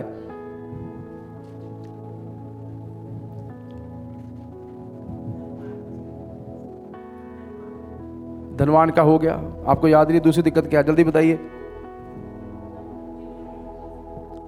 पैशन की कमी है, जुनून की कमी है। तीसरी दिक्कत दृश्य, वो अपने बारे में सोच रहे हैं कि हमें किसी चीज की आवश्यकता नहीं, पर यीशु कहता है हालेलुया तुम्हें आवश्यकता है। तो ये 3 दिक्कतें उनके अंदर थी जो यीशु मसीह ने उनको गिनवा दी। पर खुशखबरी पता क्या है? यीशु के पास उनके लिए भी एक योजना है। किसी को मुड़कर कहे आप जैसे भी हैं, प्रभु के पास आपके लिए एक योजना है। क्या ये खुशखबरी नहीं है अजीजों? Jesus still had plan for me. Amen. हो सकता है मेरे में आज कुछ भी अच्छा ना हो, मैं आपके फिर भी कहूंगा यीशु की आज भी हमारे लिए एक योजना है। That's what his love is. यही उसका प्रेम है। आज भी उसके पास मेरे लिए एक बहुमूल्य योजना है। वो योजना हमें 14 से 19 में दिखेगी कि प्रभु उनको क्या कह रहे हैं, क्योंकि ये कलीसिया दिक्कत में है, ये अपनी सारी आशा खो चुकी है और वहाँ कोई आशा नहीं है, पर यीशु मसीह उनके लिए चंगाई की योजना को लेकर आए हैं। आमीन। सो सबसे पहली योजना, जीसस प्रोक्लेम हिज अथॉरिटी।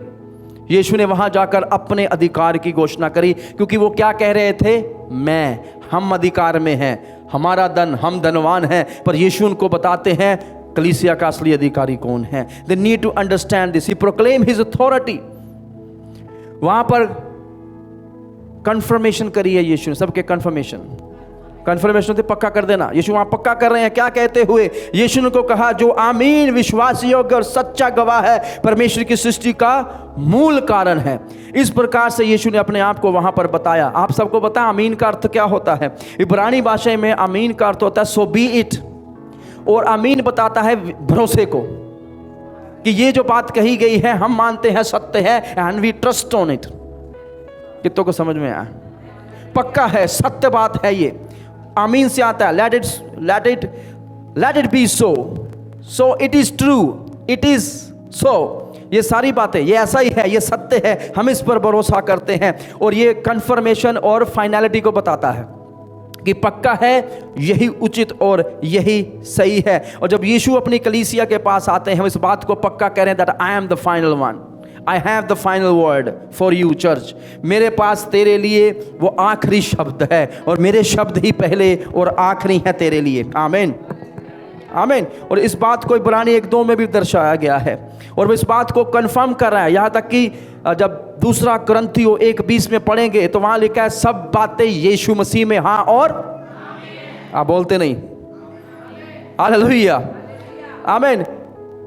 जैसा भी लुदीकिया की कलीसिया अपने बारे में समझे, यीशु उनको कह रहे हैं, I am the final authority over you, you are not the one. तुम नहीं हो, मैं हूं वो पक्की आखिरी अधिकार जो तुम पर अधिकार रखेगा, क्योंकि कलीसिया मेरी है। ये रेमेडी है उनकी। मैं अपने आप से छुटकारा कैसे पाऊं? प्रभु की अधीनता में आकर। कभी आपने ये दुआ करी, प्रभु मुझे मुझसे छुटकारा दे? We need to redeem ourselves from I, my self। हमें अपने आप को मैं मेरा से छुड़ाना है, और इस बात को समझना है उसका है, उनके लिए है, वही स्वामी है। कुछ लोग कहते हैं दुनिया ऐसे नहीं चलती, मसीहत ऐसे ही चलती है, भक्त ऐसे ही होते हैं। आमीन। मैं उसको सब सौंप रहा क्योंकि वो भी मेरा है। हालेलुया, पक्का लाभ। Now think about it, वो पहले से ही उसका है। You are just proclaiming his authority over things। और यदि एक बात चीजें उसकी अधीनता में आ गई तो उससे तो कोई छीन नहीं पाएगा।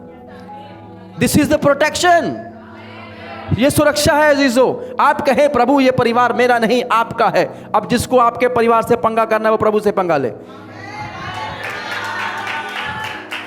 So that's how you pray। इस प्रकार से आप प्रार्थना करते हैं। आप कह सकते हैं शत्रु शैतान जो है, दुनिया की चीजें, जादू टोना जो कुछ भी है, you just proclaim the word. Word क्या है? प्रभु का है, प्रभु का है, प्रभु का हूं, प्रभु का है, प्रभु का है। हालेलुया।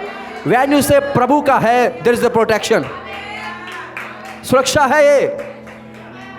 इसलिए बाइबल कहती है तेरे फिर घराने के निकट कोई दुख नहीं आएगा। यू स्टार्ट प्रोक्लेमिंग कि this is the house hold of God. नहीं आज खुश हो गए कुछ लोग, ये कुछ नया सीखा। नया नहीं है, मैं कई सालों से आपको यही सिखाते आ रहा हूं। Proclaim it to Jesus, give it to Jesus, say this is belongs to my God. Hallelujah. शत्रु भी अपनी चीजें लेने आता है, तो क्या प्रभु सुरक्षा नहीं करेगा अपनी चीजों की? बाइबल कहती है जब इजराइलियों को प्रभु ने निकाला था ना, रात के समय देयर वाज अ टोर्नेडो, आग का खंभा जो चल रहा है उनके साथ साथ रक्षा करने के लिए उनको ज्योति प्रदान करता था। यदि मरुस्थल में ठंड हो तो गर्मी पर उनके साथ साथ उनकी सुरक्षा करते हुए चलता था। हालेलुया। कोई उनके पास आने की हिम्मत नहीं करेगा, क्योंकि उन दिनों में ये भी न्यूज़ फैल गई थी कि इनके पीछे कुछ लोग गए थे, सारे के सारों को प्रभु ने बपतिस्मा दे दिया। पर दुख की बात यह है वो अंदर गए पर वापस कभी नहीं आए। फिरौन की सेना याद नहीं आपको? हालेलुया। इस बात को समझिए, गिव इट टू जीसस। किसी को मुड़कर कहें, उसको देने में सबसे बड़ी सुरक्षा है। और इसीलिए तो बाइबल कहती है, प्रभु ने कहा नहीं, अपना धन पृथ्वी पर इकट्ठा ना करो, पर स्वर्ग में इकट्ठा करो, जहां ना शत्रु चुराता ना सेंध लगते। क्यों? It is safe there. So whatever you give to Jesus, that saved. You give your life, you are saved. You give your family, saved. आप अपना परिवार दे, बचाए जाएंगे। अपने आप को दे, जो उसको देंगे उसकी सुरक्षा करेगा। वो कहता, मेरे हाथ से उनको कोई ले नहीं सकता। लिखा ना बाइबल, जिसको प्रभु तूने मेरे पिता मेरे हाथ में दे, मेरे हाथ से उनको कोई छीन नहीं सकता। Who dares to take it from my hand? क्योंकि मैं आमीन हूं। आमीन। तो सबसे पहली बात वो आया कंफर्मेशन के साथ, आई एम आमीन, I have the final word, मेरे पास वो आखिरी शब्द है। दूसरी चीज कन्फर्टेशन के साथ वो आता है, ताड़ते हुए। क्या कहते? वो कहता है, मैं विश्वास योग्य और सच्चा गवाह हूं। कलीसिया को लग रहा था उनमें कोई त्रुटि गलती नहीं है, पर यीशु ने कहा, सच्चा गवाह मैं हूं, मेरी सुनो। याद है यीशु ने बड़ी बड़ी कहा, वेरी वेरी आई से टू यू, मैं तुमसे सच सच कहता हूं। वहां पे आमीन आमीन भी लिखा है। हालेलुया। यीशु चाहता है कि वो जाने उनमें क्या त्रुटियां हैं।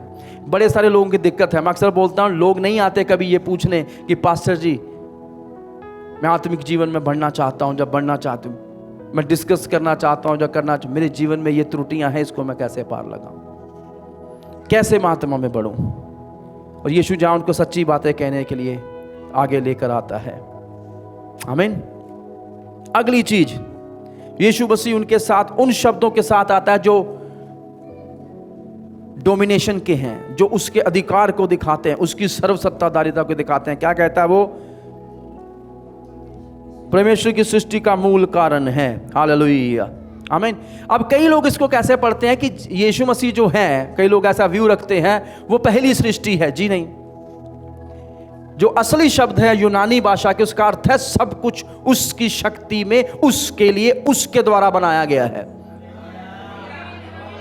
इब्रानियों पहला अध्याय में पढ़ लीजिए, यूहन्ना भी लिखता है, आदि में वचन था, वचन परमेश्वर के साथ था, वचन स्वयं परमेश्वर था, और सब कुछ उसके द्वारा उत्पन्न हो, उसको बिना कुछ भी उत्पन्न नहीं हुआ।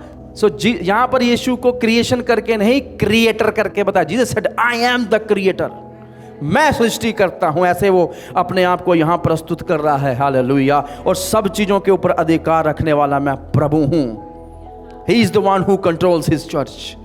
वो अपनी कलीसिया को नियंत्रित करता है, अपनी कलीसिया को चलाता है। हालेलुया। इसलिए कलीसिया को याद रखने की आवश्यकता है, यीशु कौन है। सातों कलीसियाओं को जब यीशु मिलते हैं, अपने आप को अलग अलग तरीके से प्रस्तुत करके उनको बताते हैं कि वो कौन है। और जब सातों को मैं एक साथ मिलाऊं, मैं कहना चाहता हूं, जिस चीज की आपको आवश्यकता है, यीशु वही बन सकता है। Hallelujah. You need a friend. आपको दोस्त की आवश्यकता है, यीशु जैसा मित्र कोई नहीं। भाई की आवश्यकता है, यीशु जैसा भाई कोई नहीं बन। स्वामी की आवश्यकता, उसके जैसा स्वामी कोई। प्रभु की उसके जैसा प्रभु कोई नहीं है। और उसके नाम और शीर्षक बताते हैं, शांति देने वाला है, वो शालोम है। शांति की आवश्यकता है, यहोवा शालोम के पास आइए। विजय की आवश्यकता है, यहोवा निस्सी के पास आइए। चंगाई की आवश्यकता है, राफा के पास आइए। हालेलुया। और उसके सारे नाम उसके व्यक्तित्व को प्रकट करते हैं। हालेलुया। तो सबसे पहले यीशु ने क्या वहां घोषणा करी है? यीशु ने अपने अधिकार की घोषणा करी। आमीन। और दूसरी चीज, यीशु मसीह किस चीज की घोषणा कर रहे हैं? यीशु मसीह अपनी बात उनको बता रहे हैं, हिज ओपिनियन, उसके बारे में क्या सोचता है। यीशु उनसे बात करते हैं। 15 आयत की ओर ध्यान दीजिए। प्रभु कहते हैं, ना तू ठंडा है ना तू गर्म है। आमीन। सो यीशु अपनी कलीसिया के बारे में क्या चाहते हैं? हिज ओपिनियन वो ये है, प्रभु कहता है, या तो ठंडे हो जाओ या गर्म हो जाओ। गुनगुने मत बने रहो कि किसी भी काम के नहीं हो। काम कर रहे हो पर किसी काम के, कलीसिया में बैठ तो रहे हो पर तुम्हारा प्रभाव कुछ नहीं है।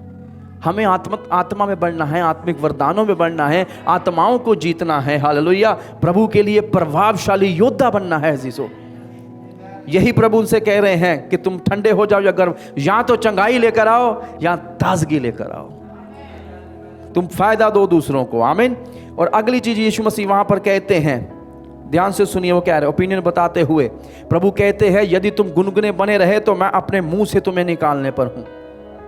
यूनानी भाषा का शब्द है एमियो, जिसका अर्थ होता है इस कारण किसी को मुंह से निकाल देना क्योंकि वो जहर सरीखा है। जब पेट खराब हो तो उल्टी अपने आप आती है, और किसी को मुंह से आप निकाल देते हैं, ना चाहते हुए भी आपको निकालने की आवश्यकता पड़ रही है। हालेलुया। यीशु कह रहे हैं I will not tolerate you any more than. यदि तुम ये दो बातें नहीं करोगे तो वो भी समय आएगा जब मैं तुमको टॉलरेट नहीं करूंगा, क्योंकि बहुत हो चुका मॉडर्न चर्च। एंड टाइम आने वाला है, बहुत समय यीशु प्रकट होंगे, और इसलिए कलीसिया को अपने आप को सुधार लेने की आवश्यकता है, नहीं तो वो समय आएगा he will spit it out, वो बाहर निकाल देगा। हालेलुया। आमीन।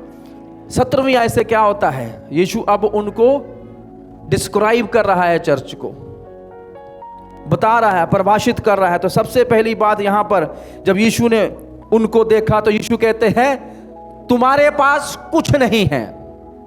क्या कहते हैं प्रभु यीशु मसीह? कुछ नहीं है। ये सबसे पहली बात यीशु ने उनको 17वीं आयत में कही है।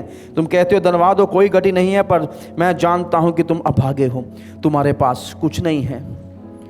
ये लोग अपनी सफलताओं को लेकर बड़े खुश थे। हमने बड़ी बड़ी कन्वेंशन करी हैं, 3-3 लाख 10-10 लाख लोग आए हैं, आत्माओं को जीता है। जितनी वर्शिप टीम ने हमने निकाली, किसने नहीं निकाली। जितने पासवानों को हमने ऑर्डेन किया, किसने नहीं कहा। अभी पिछले दिनों में बाढ़ आई थी, जितना सौदा हमने लोगों को दिया है, किसने नहीं दिया। Past achievements, they were so proud of. Laodicea की कलीसिया अमीर थी, धन था इनके पास बहुत सारा।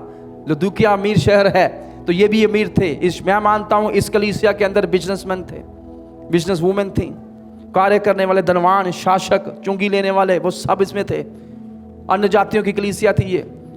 हालेलुया। बहुत सारा धन दे रहे हैं प्रभु के घर में। ये आपको याद है जब 61 एडी में सब टूट गया था तो इन्होंने बना लिया था, तो क्या चर्च नहीं टूटी होगी?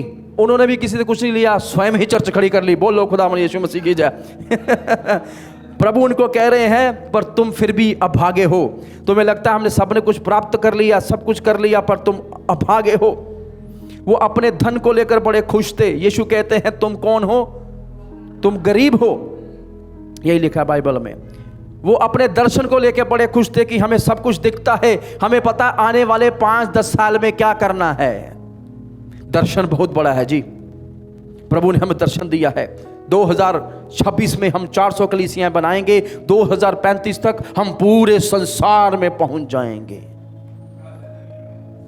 You see, but Jesus is telling them you are blind। और आज दर्शनों की बहुत बातें हो रही हैं।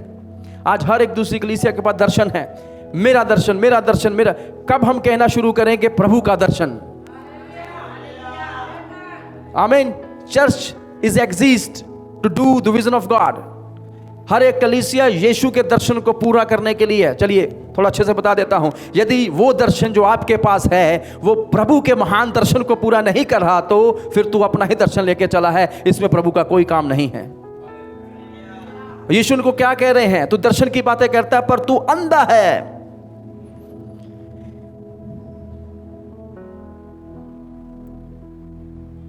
हालेलुया। और उसके बाद यीशु अंत की बात उनको क्या कहते हैं कि तू अपने फैशन को लेकर बड़ा खुश है, तुझे पता है वस्त्र कौन से पहनने हैं, यहां तक कि तेरे शहर में अच्छे अच्छे वस्त्र मिलते भी हैं, पर तू नंगा है। यीशु कह रहे जब मैं तुझको देखता हूं तो मुझे आत्मिकता की कोई बात नहीं दिखती, उद्धार की कोई बात नहीं दिखती, महिमा की कोई बात नहीं दिखती। महिमा के वस्त्र भी है, प्रशंसा की, स्तुति की कोई बात नहीं दिखती। तुम लोग कर तो सेवा रहे हो पर सेवा की कोई बात नहीं दिखती। मैं तुम्हारे कामों को जानता नहीं, तुम किसी काम के नहीं हो। यीशु के सामने शर्मिंदा होकर खड़े हैं वो। Jesus is in pen. असल में यीशु देखें तो दुख में है उनके लिए। हालेलुया। और इसलिए यीशु उनको ताड़ना की बात बताता है, ये तुम्हारी दिक्कत है। मैं आपको बताऊं, यदि आपके जीवन में कुछ ऐसे मित्र, भाई बहन, लोग, सगे संबंधी हैं ना, जो आपको आपकी त्रुटि बताएं अपने प्रेम के कारण कि तेरे में ये दिक्कत है, सही कर, क्योंकि मैं जानता हूं तो और बढ़िया हो सकता है। ऐसे लोगों से प्रेम करना, लात मार के निकालना नहीं। बड़े कम लोग मिलते हैं जो आपको सत्य आपके मुंह पर कहेंगे। आमीन।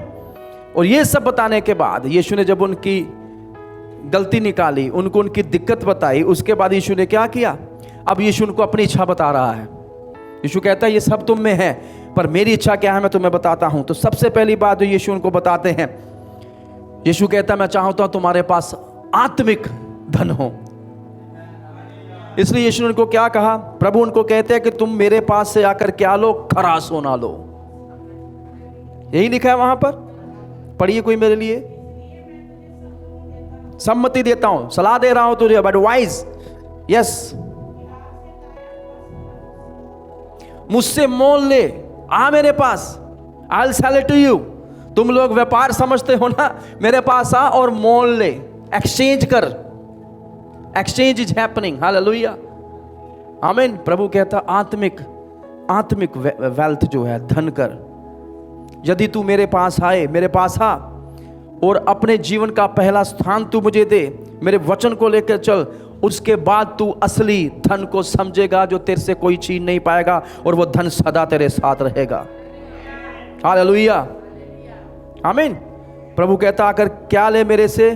ताया हुआ सोना ले, मुझसे मोल ले। हालेलुया, खरा सोना, ताया हुआ सोना लिखा है यहां पर, रिफाइंड गोल्ड। आपको पता है जब सोना भी निकाला जाता है वो रिफाइन नहीं होता, उनको आग में से निकाला जाता है फिर वो रिफाइन होता है।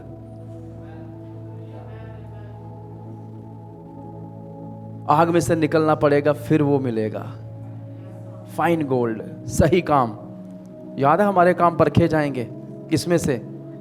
जिसके काम आग में बने रहेंगे, बाइबल कहती है उसको ही प्रतिफल मिलेगा। और जहाँ यीशु कहता है जो कुछ तू कर रहा है उसका कोई प्रतिफल नहीं है, अच्छा है तू मेरे पास आ और मैं फिर तुझे प्रतिफल दूं। बड़ी सारी आयतें मैं पढ़ सकता हूं पर आगे बढ़ना चाहता हूं। दूसरी चीज मैंने कहा ना, वो अमीर थे पर प्रभु कहता तुम गरीब हो, मेरे से असली अमीरी प्राप्त करो, मैं तुम्हें असली अमीर बनाऊंगा। दूसरी चीज वहां प्रभु कहते हैं, तुम कहते हो तुम्हारे पास कपड़े हैं, तुम कहते हो तुम सबसे अच्छा वस्त्र पहन रहे हो, चमकदार वस्त्र जो तुम्हारे शहर में बनता है, तुम्हें लगता है तुम हर जगह से ढके हुए हो, तुम्हें कोई भी चीज छू नहीं सकती, तुम सुरक्षा में हो। पर मैं तुमसे कहना चाहूं, वस्त्र का क्या काम होता है? कभी सोचा आपने? वस्त्र हमें ढकता है, उसके बाद वस्त्र हमें गर्म भी रखता है और वस्त्र हमें ठंडा भी रखता है, तापमान से शरीर को बचाता है। ये वस्त्र का असल में सुरक्षा भी प्रदान करता है। और वहां उनको यीशु कहते हैं मैं तुम्हें नंगा देख रहा हूं, तुम्हारे शरीर पर वो आत्मिक महिमा नहीं है। याद है आदम हवा नंगे थे पर शर्माते नहीं थे क्योंकि प्रभु की महिमा से ढके हुए थे। और यहां पर जब प्रभु इनको देख रहे हैं वो महिमा इनके जीवन में नहीं है, और यीशु इनको कहते हैं कि तुम आकर मेरे से आत्मिक वस्त्रों को ले लो। Now the good thing is Jesus is inviting them. He said I have it, you can have it. मेरे पास है, तुम इसे ले सकते हो। कितनी खुशी की बात है, एक ऐसा प्रभु जो निमंत्रित है, बहुत से दबे लोगों मेरे पास आओ मैं तुम्हें, उसके पास है विश्राम, शांति, इसलिए वो दे सकता है। पर वो कहता चॉइस तुम्हारी है, तुम चुनो तुम्हें क्या चुनाव करना है। यदि तुम्हें चाहिए, तुम निकलना चाहते हो, छुटकारा पाना चाहते हो, उद्धार चाहिए, प्रभु के सामने होना चाहते हो, तो आओ और मुझसे ले लो, क्योंकि मैं दे सकता हूं, क्योंकि मैं आमीन हूं, विश्वास योग्य, सच्चा हूं और सारी सृष्टि को बनाने वाला हूं। आमीन। Why Jesus is proclaiming? He said I have it. क्यों? क्योंकि मैं सृष्टि करता हूं, आमीन हूं, जो कहता हूं वही होता है। You come to me, तुम मेरे पास आओ। That's the one of the honorable, you can say, invitation. मैं आपको अपने घर नहीं बुलाऊंगा ऐसे खाने पर आओ और बाद में मैं डब्बे खाली करके बैठा हूं, क्या दुआ करिए डब्बे पर चढ़ गए। किसी को भी आमंत्रण करने से पहले आपको रिसोर्सफुल होना पड़ता है कि नहीं?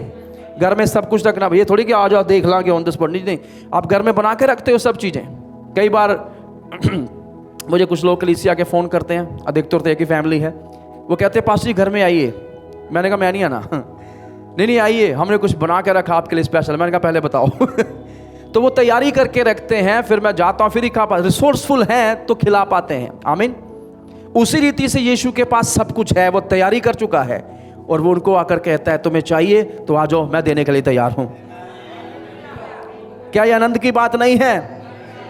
वो नंगे हैं, वो अपने पापों में गुम हो चुके हैं। सोचिए इस बात को। पर यीशु कहता है यदि तुम मेरे पास आओ तो मैं तुम्हें धार्मिकता के कपड़े दूंगा, महिमा के कपड़े दूंगा, स्तुति के कपड़े दूंगा। हालेलुया। कोई कलाम में लिखा हुआ है that they will be no longer naked in the sight of God। उसके बाद जब वो ऐसा करेंगे तो प्रभु के सामने फिर वो नंगे नहीं रहेंगे। यशायाह 61:10 में भी है, प्रकाशित वाक्य 19:8 में भी मिलेगा। आमीन। तीसरी चीज जो प्रभु उनको कहते हैं, प्रभु उनको कहते हैं मेरे पास आओ तो मैं तुम्हें ज्योति प्रदान करूंगा। क्या प्रदान करूंगा?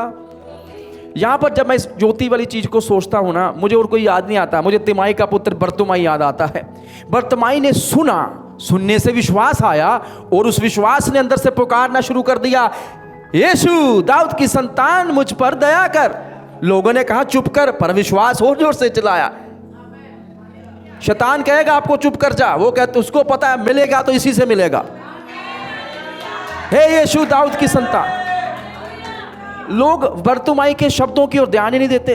यीशु किसकी संतान? हे वायदा किए हुए मसीह राजा, जिसकी बात नबियों ने करी, मूसा ने करी, परमेश्वर ने करी। वो जो आने वाला था अब आ चुका है। मैं विश्वास करता हूं तू लायक है मुझे आंखें देने के, ज्योति प्रदान करे के, छुटकारा देने के, जीवन देने के, उद्धार देने के। यीशु, वो नाम जो स्वर्गदूत लेकर आए थे उसका नाम यीशु रखना, क्योंकि वो अपने लोगों से उनके पाप से उनका उद्धार। यीशु दाऊद की संतान मुझ पर। यीशु ने जब ये सुना, यीशु कहता ये तो फरीसियों को नहीं पता लगा। बाहर यही लिखा है, Jesus stop there.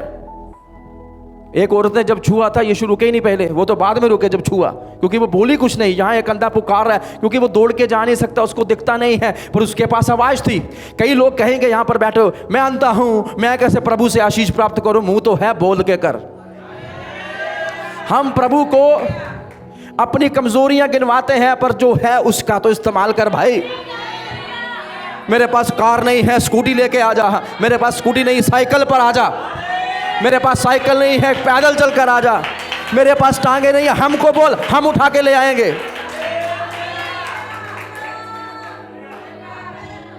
Don't tell Jesus what you don't have, first you use what you have.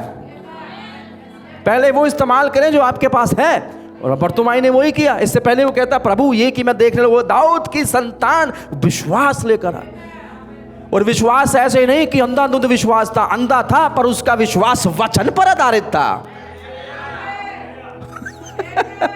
पर वहां पर जितने फरीसी थे वो अंधे थे। ये देखकर तो यीशु भी हंसने लगे, रुक गए। असली व्यवस्था को मानने वाला तो ये है। अब इसको इतनी व्यवस्था कैसे पता है बर्तुमाई को? आपने कभी नहीं सुना हो कि कहां बैठा बैठा करता था ये? सड़क के किनारे। अधिकतर ये अंधे भिखारी आपको मंदिरों के पास, आराधनालयों के पास मिलते थे। बाहर बैठे वचन तो सुनते होंगे। अंधों की एक बात बताऊं, इनकी पूरी चीज सुनने पर आधारित होती है। ये बड़ा अच्छा सुन पाते हैं। दिल्ली से सोच देखा कभी, मेरे एक मित्र है वैसे सुनता रहता, पूरा ध्यान सुनने पर है उसका, क्योंकि उसका यही ज्यादा काम कर रहा है, ये नहीं कर रहा, उसकी ये इंद्रिय ज्यादा। तो अंधे प्रभु के वचन को सुनते थे। That's how Bartimaeus knew. उसको पता है। और जिन्होंने प्रचार किया है उनको कुछ नहीं पता है।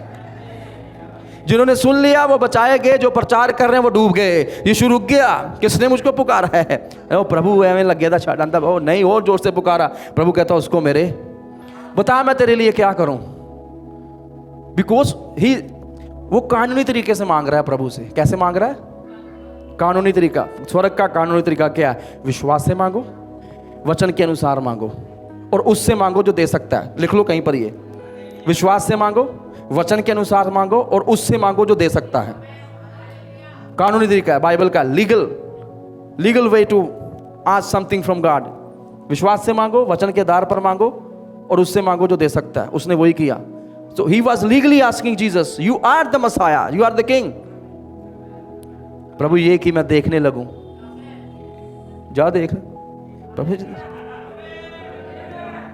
he knew what Jesus can do. Jesus done it for him. वो देखने लग गया, और जैसे आंखें खुली, दर्शन किसका हुआ?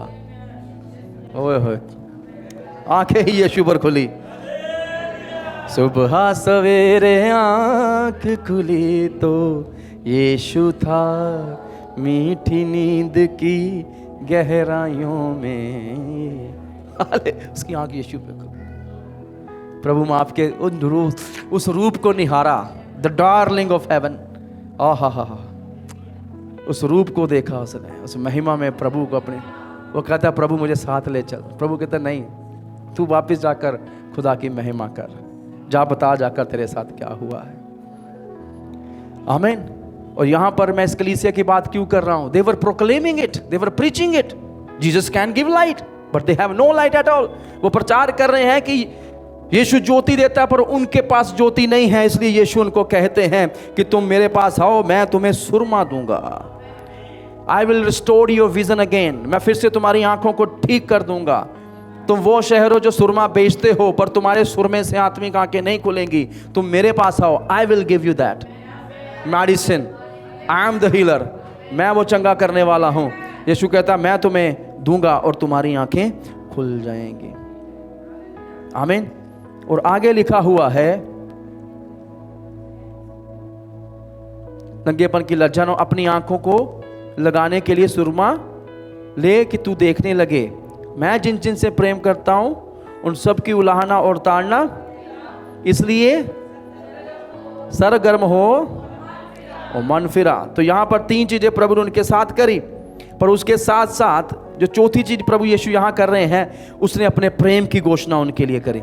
यहीं से मुझे समझ में आया जो यीशु की कलीसिया है पर दिक्कत में जा चुकी है, पर यीशु ऐसा प्रभु नहीं जो छोड़ दे, वो संभालता है, चलाता है, आगे लेके जाता है।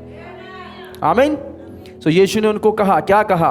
यीशु कहते हैं जिन जिन से मैं प्रेम करता हूं। पहली बात, वो यीशु के साथ सही नहीं है पर यीशु फिर भी कह रहा है मैं तुमसे प्रेम करता हूं। वो आज भी उनसे प्रेम करता है। What a blessing. आप कलीसिया में आ रहे नहीं आ रहे, पर वो आपसे प्रेम करता है क्योंकि उसने अपने प्राण आपके लिए दिए हैं। आप कुछ भी अपने बारे में सोचिए, पर फिर भी आपसे प्रेम करता है। मैं आपको बताऊं, एक सबसे बड़ा प्रकाशन जो मेरे पास है मेरे लिए, वो यही है, यीशु मुझसे प्रेम करता है। मैं जब जब सोचता हूं मुझसे कोई प्रेम नहीं करता, तब तब पवित्र आत्मा मुझसे कहता है यीशु तुझसे प्रेम करता है। मैं जब जब सोचता हूं मेरे प्रेमियों ने, जब मेरे सगे संबंधी मित्रों ने मुझे त्याग दिया है, तब तब पवित्र आत्मा मुझे कहता आज भी वो तुझे नहीं त्यागा। मैं कहता हूं प्रभु मेरे साथ कौन खड़ा है? पवित्र आत्मा कहता है वो तुझसे प्रेम करता है, वो तेरे साथ खड़ा है। हालेलुया। और ये जब सुनने के बाद मेरा मन आनंद से भर जाता है और वो कंफर्म करता है। वो कहता है जिनसे मैं प्रेम करता हूं उनकी क्या करता हूं?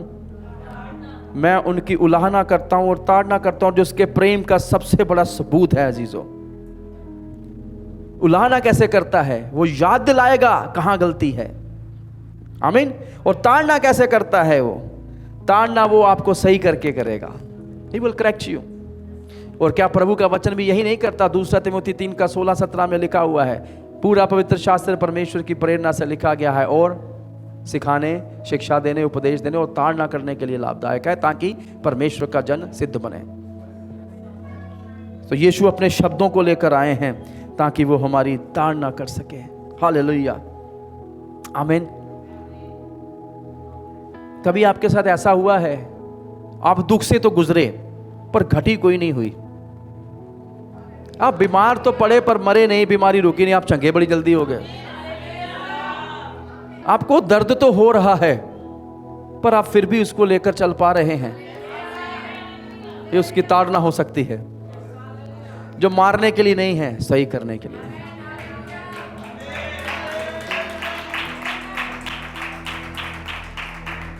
क्योंकि मेरा परमेश्वर निर्दयी कसाई नहीं है, शिक्षित सर्जन है।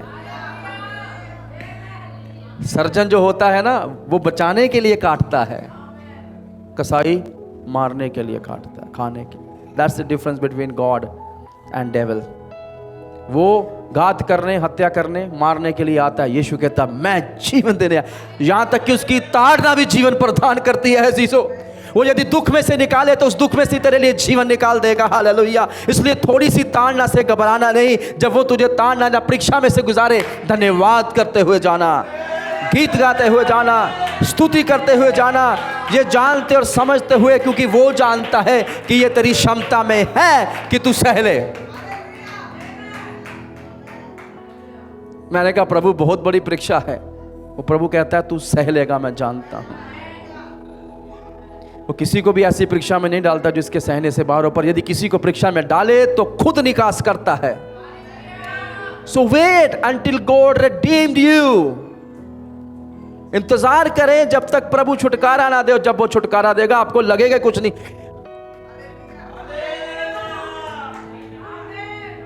मैं गुजरा पिछले 20-25 दिन जो थे मेरे जीवन के बड़े दुखदायक थे। आज मैं यहां पर खड़ा, मुझे ऐसा लग रहा दुख था पीछे, मैं तो तंदुरुस्ती से खड़ा हूं प्रभु की महिमा करते हुए। अंततः प्रभु उनसे कहते हैं, Jesus said be jealous and repent। सबसे पहली बात प्रभु क्या कहते हैं वहां पर? सरगर्म हो। क्या होना है आपको पता है ये शब्द क्या है? जेस्टी। सब कहें जेस्टी, जेलस। पानी गर्म किया कभी? हैं? कितने लोगों ने पानी गर्म होते हुए देखा? पानी पहले क्या होता है? ठंडा होता है। उसको उबालना शुरू करें तो वो गर्म होना शुरू होता है, गुनगुना सा। फिर जब वो बड़ा गर्म हो जाता है, हमें कैसे पता चलता है ये बड़ा गर्म हो गया? कुछ लोग तो उंगलियां डालकर देखते हैं, मैं ऐसा काम नहीं करता। उबाले आने लग जाते हैं, बाद की बात है। उबाले वो फड़फड़ाता है, बुड़ बुड़ बुड़ बुड़ बुड़ बुड़ बुड़। समझ रहे हैं? यही शब्द यहां यीशु मसीह यूज कर रहे हैं। आप बी जेलस। थोड़े सरगर्म हो जाओ कि पता लगे ये बंदा प्रभु के लिए जुनून में है, इसके अंदर यीशु का पराक्रम है, ये प्रभु की महिमा करता। हालेलुया। लोग क्या सोचे कोई महत्व नहीं रखता, हम प्रभु को पसंद आना चाहें। Be vibrant for Jesus. हम बोलते हैं ना वो रंग बड़ा वाइब्रेंट है, वैसा ही हमें मसीही भी होना बनना है कि हम दिखें। हालेलुया। कोई हमें देखे तो कहे कुछ अलग है वहां पर। Be vibrant for Jesus. किसी को मुड़कर कहें बी वाइब्रेंट फॉर जीसस। यीशु के लिए सरगर्म हो जाएं, फिर से आग में आ जाएं। फिर प्रभु कहता है रिपेंट करो, सरगर्म हो जाओ, आत्मा से भर जाओ और मन का फिराव करो। मन का फिराव क्या है? मैं अक्सर बोलता हूं, जब मन का फिराव होगा आपकी दिशा में परिवर्तन आएगा। मन फिराव क्या? आप गलत रास्ते पर जा रहे हो, आपने मन फिराया, आप वापिस सही रास्ते की ओर आ जाते हो, डायरेक्शन चेंज हो गई, तो आप प्रभु की ओर बढ़ना शुरू कर देते हो। इस बात को समझते हुए यीशु ने उनको यही दो बातें कही, सरगर्म हो जाओ, मन फिराओ। हालेलुया। कितने लोगों को समझ पा रहे हैं? अंदर से आना चाहिए। हालेलुया। और अंततः यीशु उनको कहते हैं यदि तुम ऐसा करोगे तो मैं तुम्हें प्रतिफल दूंगा। वो प्रतिफल क्या है? 20 आयत, देख मैं द्वार पर खड़ा खटखटाता हूं। This is the present promise. सब कहें प्रेजेंट प्रॉमिस। लुदूकिया के पास सबसे बढ़िया चीज यही थी कि यीशु अभी भी द्वार पर खटखटा रहा। आप बाइबल ग्रीक में पढ़ेंगे तो आपको पता चलेगा ये प्रेजेंट टेंस है। He is continuously knocking at the door. किसी को मुड़कर कहें नॉकिंग एट द डोर। मुझे उस व्यक्ति का नाम भूल गया, माफी चाहता हूं। एच से नाम है उनका, आई विश मुझे याद होता। 1900 AD के पीछे उन्होंने एक तस्वीर बनाई थी, आपने देखी होगी। एक तस्वीर बड़ी प्रसिद्ध हुई थी, यीशु दरवाजे पर खटखटा रहा है। मेरे पास प्रोजेक्टर नहीं है तो मैं आपको दिखाता। आपने कभी उस तस्वीर को ध्यान से देखा है? खास करके उस दरवाजे को। उस दरवाजे पर बाहर कोई भी वो नहीं है खींचने के लिए, हैंडल नहीं है, ठीक है। तो वो तस्वीर जो थी एक दूसरे पत्रकार की थी, लेखक की, ठीक है। ये क्रिश्चियन ने बनाई थी और ये ले गया। और ये बंदा जो है, जो इसका मित्र है, और देखने के लिए कि बड़ी खूबसूरत, उसने बड़ी तारीफ करी अपने मित्र की एक तीसरे व्यक्ति से। अब ये जो तीसरा व्यक्ति है ये चीज़ों की आलोचना करता है, यानी कि इसने देखना है सब कुछ ध्यान से, और आलोचना करने वाला व्यक्ति है। तो ये उसका मित्र है, उसने बुलाया और उसने कहा ये तस्वीर देखो। तस्वीर को अच्छी तरह से देखने के बाद जो आलोचना करने वाला है वो हंसने लग गया जोर जोर से। कहता यार तू तो कहता था तेरा मित्र बड़ा तगड़ा पेंटर है, इसमें एक बहुत तगड़ी त्रुटि है। कहता वो त्रुटि क्या है? कहता वो देखो दरवाजे पर हैंडल तो लगाया ही नहीं। त्रुटि हुई ना, आपने हैंडल ही नहीं लगाया बाहर। तो बाद में जब ये बात चल रही थी तो उसने उसको जवाब दिया, कहता हैंडल इसलिए नहीं लगाया क्योंकि इसके अंदर एक आत्मिक पाठ है यीशु खटखटा तो रहा है, पर दरवाजे का हैंडल अंदर है, कोई अंदर से ही इसको खोल सकता है। यीशु नहीं खोलेगा, he is knocking, but you have to open it from inside. और ये दिल का द्वार भी हो सकता है, जहां यीशु खटखटाता है, आपको खोलना है, फिर ही वो अंदर आएगा। Amen. So Jesus is making all the effort to get back into his church. Yeshu Masih पूरा प्रयत्न कर रहे हैं अपनी कलीसिया के अंदर आने का, ताकि वो प्रभु हो। और आज आधुनिक कलीसिया की यही हालत है। आज मनुष्य, पादरी, पॉप, बिशप, संस्थाएं, धन, राजनीति, वोट सिस्टम, ये सब प्रभु बन चुके हैं कलीसिया का। कई कलीसियाओं की यही हालत है। मैं साफ तौर से कहूंगा, किसी को दिक्कत है भी तो आपकी दिक्कत मेरे साथ नहीं, यीशु के साथ है, क्योंकि वो बाहर खड़ा खटखटा रहा है। You better repent from this sin. आप इस पाप से पश्चाताप करें। आप यीशु की दुल्हन को अपना बताए जा रहे हैं। यीशु लगातार खटखटा रहा है, हालेलुया। याद रखिए, जिनसे वो प्रेम करता है उनके लिए वो सदा प्रयत्न करता रहता है। तो ये सबसे पहले कौन सा वायदा था? ये वर्तमान का वायदा है कि मैं खटखटा रहा हूं। दूसरा, ये व्यक्तिगत वायदा है। क्यों व्यक्तिगत वायदा है? प्रभु ने कहा, यदि कोई मेरी आवाज सुनकर द्वार खोले, तो द्वार किसने खोलना है? यीशु ने नहीं खोलना, आपने खोलना है। प्रभु कह रहा है, यदि कोई एक व्यक्ति भी द्वार खोले, to let Jesus in the church, Yeshu के अंदर आने के लिए एक व्यक्ति चाहिए द्वार खोलने के लिए। सोचिए, लुदुकिया की कलीसिया में वो एक बंदा भी नहीं है जो द्वार खोले। Not even one person who is willingly living for Jesus, इच्छा से जो यीशु के लिए जी रहा है, प्रार्थना कर रहा है कि परमेश्वर मेरी कलीसिया में काम कर, लुदुकिया में काम कर प्रभु। वो एक व्यक्ति की यहां मांग कर रहा है, कहता है वो एक व्यक्ति जो द्वार खोल दे। Hallelujah. Jesus don't need the whole church. Yeshu को पूरे कलीसिया की आवश्यकता नहीं है, वो तो एक व्यक्ति को ढूंढ रहा है जो द्वार खोले। आमीन। और इस बात को याद रखिए, यीशु मसीह यहां पर लोस्ट को नहीं बुला रहा, वो नहीं जो पाप में है, ये तो कलीसिया की बात हो रही है। Jesus is knocking at the door of the church. हम यही प्रचार करते हैं ना, यीशु आपके दिल पे द्वार खटखट, दूसरे लोगों को बोलते हैं, पर असल में यीशु तो क्रिश्चियंस की बात कर रहे हैं। यीशु कह रहे दरवाजा खोलो तो मैं अंदर आऊंगा। इसलिए ये आयत जो है ना जीजो, ये नए जन्म के बारे में नहीं है, ये पश्चाताप के बारे में है। This particular verse is not about regeneration, it's about repentance.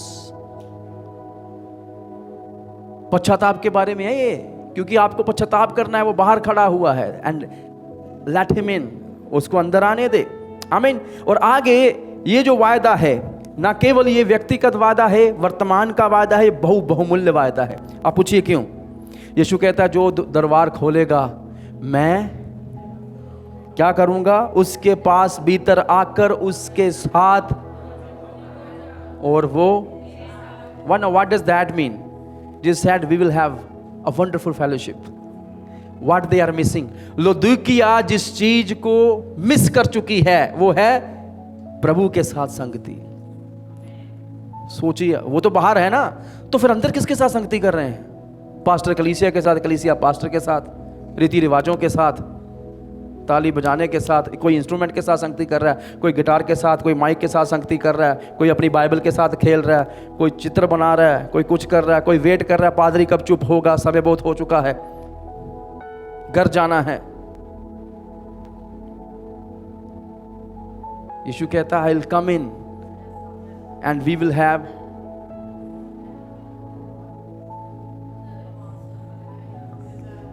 हम संगति करेंगे और उसको मैं वचन दूंगा।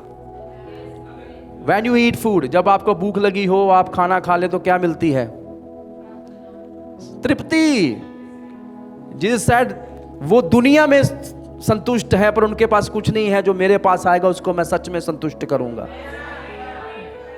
याद नहीं आई वो सामरी स्त्री? मैं उसको वो जल पीने के लिए दूंगा जिससे वो कभी फिर प्यासा नहीं होगा। हालेलुया, आमीन।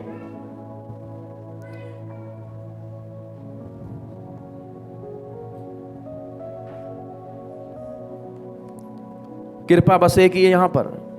प्रभु कहते हैं मैं उसके साथ भोजन करूंगा यदि कोई द्वार खोले।